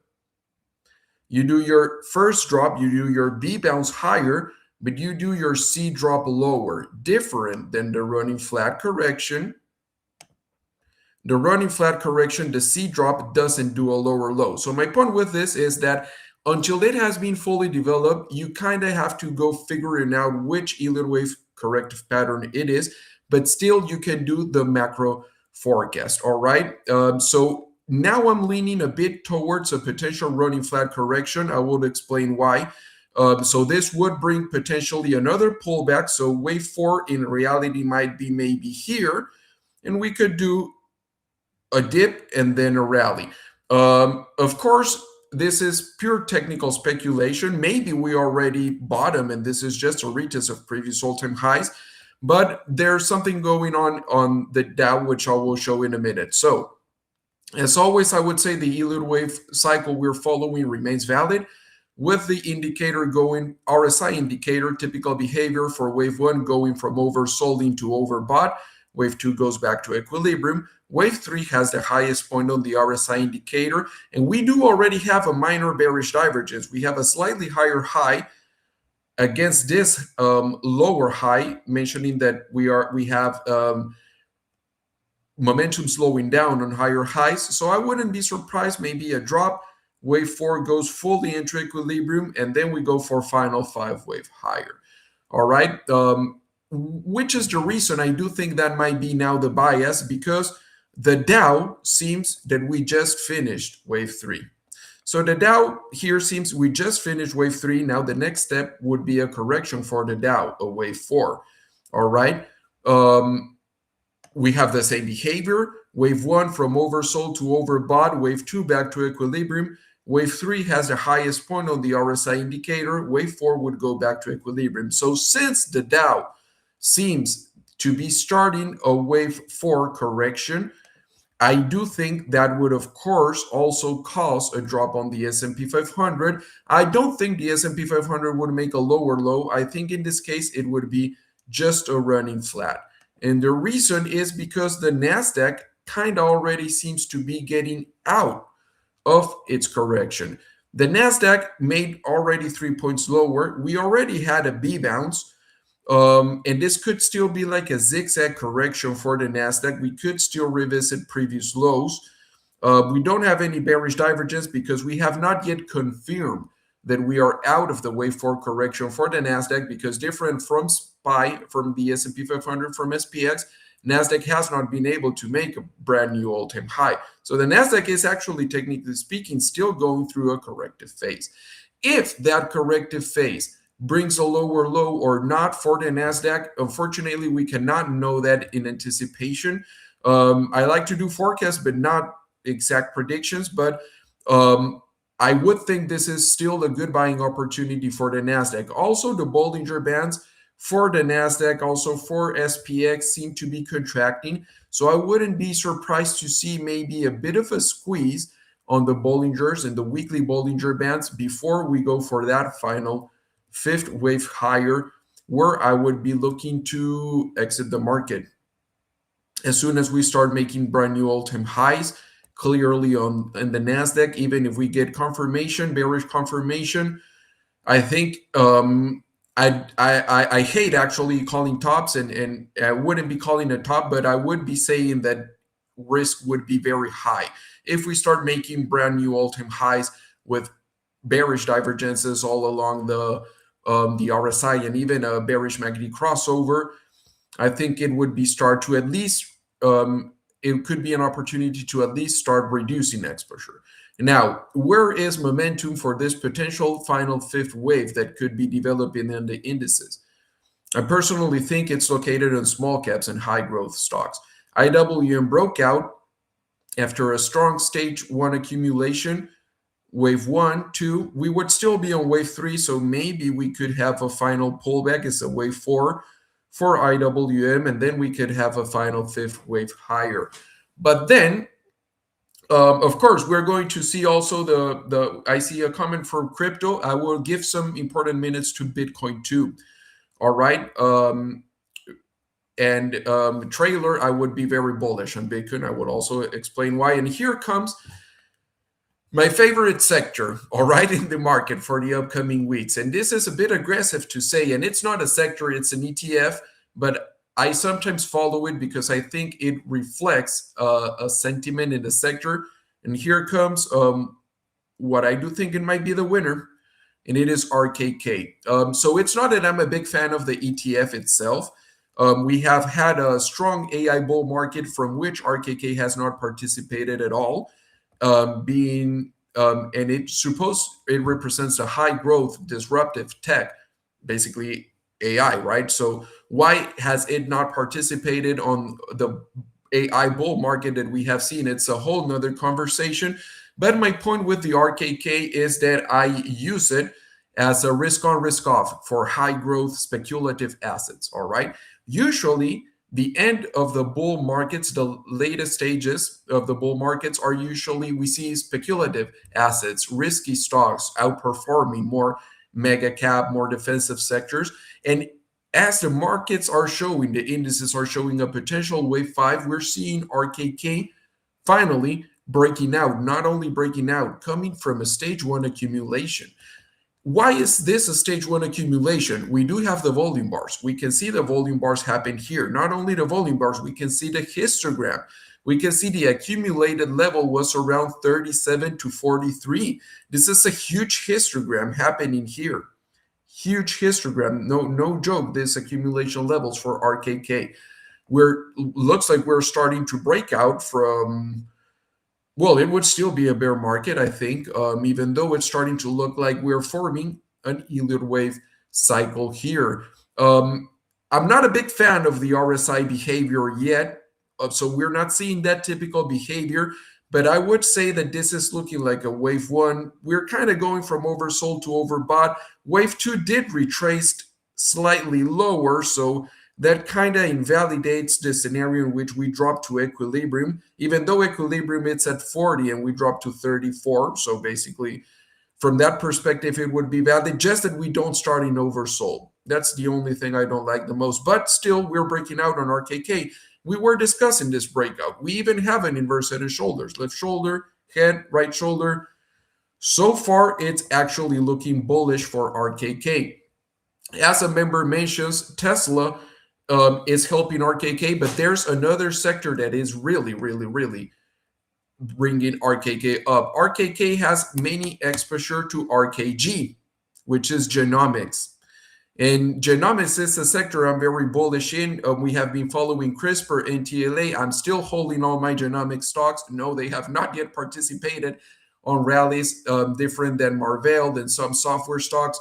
Genomics, we have been basically on the same levels we have been following the last year. CRISPR going from like 47, 48 to 60. That's the range. Now we're on the top of the range. I think finally maybe we could have break out this time. I have also thought that on the 5 previous times we have been at 60. But my point is that now we got RKJ, complete rocket launcher for RKG. Genomic stocks were accumulated at 24, 27, 33. We broke out strong volume. It disappears at wave 1, disappears at wave 2, with the RSI indicator going almost from oversold to overbought for wave 1, wave 2 back to equilibrium. Wave 3 already has the highest point on the RSI indicator. And I do think we're seeing this momentum in RKG. In fact, some individual stocks already got the move. Illumina already breaking higher, but look at this. No, CRISPR, we're leaving it for the next one. Where is it? Look at Twist. It's the same chart for Twist. Accumulation, we see the volume profile, and boom, goodbye. For Twist Bioscience, we're already speaking about all-time highs. All-time highs are at 210. We're 140. It's almost there. And we were at $14 in this bear market. See, Twist going right there. The other one, TXG. All these are holdings from RKG, breaking out TXG. I personally got CRISPR, not yet participating, and TLA and ABCL. Let's see them. CRISPR now, I do think it still represents a good buy because we're on the accumulation. Accumulation for CRISPR seems to be at 50 and 60 right here, but we have been chopping around a lot. I do think CRISPR will follow the benchmark, which would be RKG, and also what we're seeing in other genomic stocks. Most of the momentum is being brought by the cancer vaccine for Moderna. Of course, I hope that fully develops. It would be great news for many, many people. And I do think that is bringing some of that momentum and spotlight to genomic stocks. I do think CRISPR is finally going to get out, break out. Another one I do like is NTLA. Since we're still in an accumulation range, we do have important volume. Where is the histogram? Volume histogram mentions strong accumulation here around 10, 11. And another one I also do like, we have not been following much, is ABCL. For ABCL, the only thing I don't like a bit is the buyer's climax here. Seems a bit buyer's climax, peak volume at 52-week highs. Still, accumulation around the $3-4. So I would be bullish in genomic stocks. All right, let's give it one quick check to Marvell. I see it has been requested. So for my Marvell, we are still looking at a potential wave 4. If it already ended or not, I couldn't possibly know that. Maybe we could still revisit and make a lower low, and this is a ABC correction. Maybe we already bottomed, and this was the wave 4, but it has the typical behavior on the RSI. I do personally think Marvell will be able to do brand new all-time highs. My price target would be in around 360 to 400. Here is where I would initially be looking to sell my Marvell position. All right. And now let's go here with the requests. I see we have some requests. So Marvell, all right, we already got this one. And we have a request for crypto. Let's go absolutely into crypto. If anyone would like to request any other ticker, any other chart, I have the chat room here to my right. So just type the chat room, the ticker in the chat room, any ETF, any stock, any crypto you would like to see. I would be more than happy then to check it out. So for Bitcoin, we're going to bring here our cycle. Where is our cycle analysis for Bitcoin? All right, so this is still a work in progress. I have been adjusting it a lot. in the past weeks, trying to find the best average for the bottom. So when we're trying to find this is of course the logarithmic monthly chart for Bitcoin. All right, this would be the logarithmic one. And one way of doing cycle analysis, which is very simple yet extremely reliable and powerful, is to try to measure bottoms using a sine wave tool. All right. Cycle waves are usually measured from bottom to bottom, not from top to top. So a very simple, actually, very artistic way, we could even call it like that, because it's much drawing and trying to visually align it, is to try to draw the sine wave patterns on important bottoms and try to spot if there might be a cycle going on. And when we act, of course, you can also bring some other tools like a kaleidoscope and kind of try to measure and do it more mathematically. But you kind of sometimes join it with the visual cycle analysis, which it's funny because it's very simple yet reliable. It's drawing a sine wave and trying to match the bottoms in the sine waves to the bottoms in what we're seeing in the chart, and it is very reliable. In this case for Bitcoin, we're starting with Bitcoin since its creation in 2008. I think here it only shows it through 2009, but still the same. And we're going with all the bear market. So just so we can get perspective on these drops, this is the logarithmic chart. This correction, Bitcoin went from $30 to $2. All right, so it was more than a 90% drop. Just since it's the logarithmic chart, it seems small. But these were all the Bitcoin bear markets. What we see is that there is a surprising and interesting correlation between the timing. If we would have been applying the cycle waves bottom, and we would have bought every cycle waves bottom, we would have caught exactly the bottoms each time in Bitcoin since its creation. Just one time, we would have been 1 week early, which would be here, 1 month early. This is the monthly candlestick. Here, the exact mathematical sine wave bottom was the bottom. Here, 1 month early. Here, exact bottom. Here, exact bottom. And if we apply that same logic, so we do not know if this is true or false. It's just a hypothesis. It cannot be proven true. It's not like we can submit it and we can get a clear answer. Yes, this is the sign structure. That's how it is. No, what we can do is we can reject it, or we can fail to reject it. Until it doesn't get rejected, it is still valid. So that's a bit how it would work. Since it is a hypothesis, it can be proven wrong, but you cannot prove it right. So it's all still kind of like a technical speculation. But if we would have been applying it so far, we would have caught absolutely every cycle bottom. Where does it get interesting? We just finished the cycle bottom. We just went through a cycle bottom here. I don't take into consideration tops because it doesn't signal the top. Even though the top, it's kind of a bit after halfway.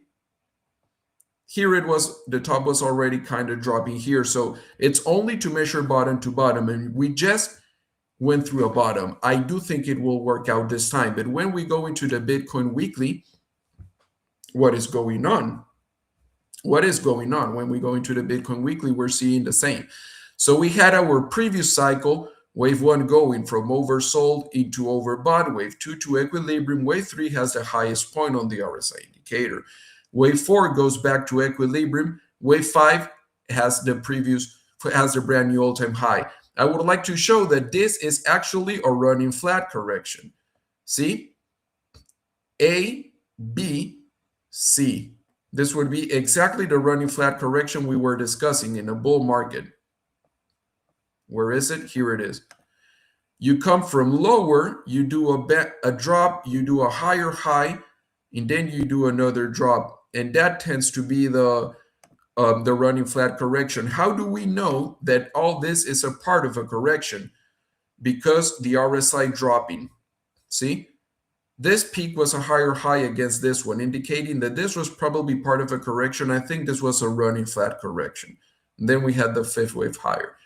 Just since we were speaking about the running flat correction. Now, What we're seeing on Bitcoin is also bullish. Despite we're bouncing from the channel bottom, we already have a 5-point correction. We already have 5 waves lower. 1, 2, 3, 4, 5. And not only that, that 5th wave lower has a bullish divergence on the weekly RSI, which is quite powerful. We can see how we did from 59 to 57, slightly lower lows, still momentum was higher. We also got RSI bullish confirmation. What does that mean? We have not yet broken above this previous high for Bitcoin, but we have already broken above the previous high on the RSI indicator. So even though price is still a higher low, even though price is still a lower high, RSI indicator, it's already breaking out, indicating momentum is accelerating as Bitcoin increases, and momentum precedes price. So if momentum is accelerating to the upside, will price follow? I do think yes. We also got a bullish MACD crossover on the weekly time frame. I do think what we're seeing for Bitcoin, it's quite powerful. And I do personally think, I might be wrong, of course, I do think we are starting here a bull market for Bitcoin. Let's see, we also have a request here for Ethereum and for Boeing. I think we can do both. We have a question on Pepe. Meme stock, no, unfortunately, I wouldn't recommend getting into meme stocks. Not even altcoins have been able to be strong. Bitcoin 77,000. For Ethereum, we have the same. We also got the cycle here for Ethereum. See? In the cycle here, this one, we got it on the weekly. It's the same coordinates as for Bitcoin. Let me draw it a bit more obvious here. See? It goes all, see? It goes the same wave on the indicator. It's what the sine wave is doing. Goes low, it goes high. It's perfectly aligned. It's very, now we're a bit out of phase here. I would like to check it, but still it's kind of giving us this one, not this one, the lowest here. Let's see if I had it on the longer one. You know, I would like to check it a bit more, but I do think that we are still seeing the same. Let me 1 second bring this where it, okay. So for Ethereum, I would also be bullish. Let me delete this lines interfering with the chart. All right, so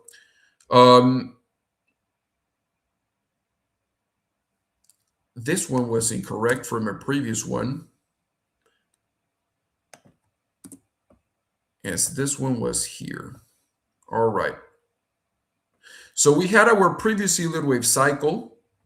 Then we had a 5-point correction, and we're also starting to have, no, actually not. We're not yet having a bullish divergence. We are breaking out though, and we are breaking higher on the RSI. See this peak on the RSI, we already went way past above it. We already broke above equilibrium, but we didn't have a bullish divergence. I thought we did. It looked, it's a lower low. It looked, but when you get millimetrical, no. We actually went slightly lower on the RSI. So no bullish divergence. That makes it a bit more weak. Still, I do think with what we're seeing in crypto market, it would be bullish. We also have Boeing, but I would also like to look at Coinbase because I think the whole crypto market is looking bullish. Coinbase, we're retesting an important support. In this one, the yield wave structure was clear. Wave 1 from oversold to overbought, back to equilibrium for second wave. Wave 3, highest point on the RSI indicator. Wave 4, back to equilibrium. And wave 5, the bearish divergence. Then we had a 5-point yield wave correction. 1, 2, 3, 4, 5. This one does have the bullish divergence. Lower low, higher low. Bullish MACD crossover on the weekly. Coinbase seems ready to break out too. And there's another crypto-related stock looking bullish, which would be MicroStrategy, which I think shows that we're ready for a potential crypto bull market. Previous cycle for MicroStrategy from oversold to overbought. back to equilibrium, wave 3, highest point on the indicator, wave 4, back to equilibrium, wave 5, bearish divergence. Then we had the 5 waves lower, 1, 2, 3, 4, 5. But these 5 waves lower brought a bullish divergence, and now we're bouncing for a MicroStrategy. We are going higher on momentum when price was going lower, showing that there's a reversal in momentum. So we're seeing the crypto charts bullish. Mostly, we see Bitcoin as the strongest one. I would be bullish on Bitcoin. I think we can do one more. It would be Boeing. That was the first one. This one is a bit more difficult. What a range. Yeah, 6 years of not going anywhere. And there appears to not be a elite wave cycle here. I don't see any elite wave cycle here. What is going on here? Let's see, volume histogram. Accumulation, it's not even showing accumulation. I wouldn't be clear on this one. Unfortunately, this is a choppy 6-year rectangle. Momentum is just a range. You know, we go from oversold to overbought, back to oversold, back to overbought, back to oversold, back to overbought. MACD chopping bullish, chopping bearish, chopping bullish, chopping bearish. I think it's just a range. It doesn't initially seem like an accumulation range, and it's 6 years of not going anywhere. So I would say it's a bit of a trendless stock. Difficult to check it out. I would say if we start breaking higher here, it would. If we start breaking higher, that would be above 260s. That would be looking good. And we also have it requested, but the my favorite stock for the upcoming weeks would be ServiceNow. So let's give it one more check out. We don't even have to look at the fundament. Well, let's give it just 1 minute to the fundamentals for ServiceNow. In case we think it's getting disrupted by AI. We dropped 80 how much? We dropped like 65% in stock price. What is revenue doing? Revenue for ServiceNow, not a single earnings report is coming lower. This is the revenue on a stock that dropped 60%. All right, so back to the technicals. We already remember that insider buying was very positive. We had the previous elite wave cycle here. This is going to be our last one. Previous elite wave cycle, wave 1, 2, wave 3, highest point indicator, 4, back to equilibrium, wave 5, bearish divergence, and good night, bear market. 5 wave bear market here. 1, 2, 3, 4, 5. Initially speaking, I would think this could still give us a retest because the final 5th wave is not that convincing, but momentum is breaking out and volume is just amazing. We also have a MACD bullish crossover with rising histogram showing that momentum is accelerating. ServiceNow is back to resistance.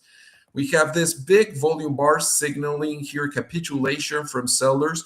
We have the big accumulation from the volume histogram at 104, mentioning that signaling and showing that 104 might have been the accumulation spot. And we can see if we match vertically and horizontally the timing from the volume bars with the pricing on that volume from the histogram, it kind of gives us here. So that's exactly where we saw that 6-month insider buying. All right.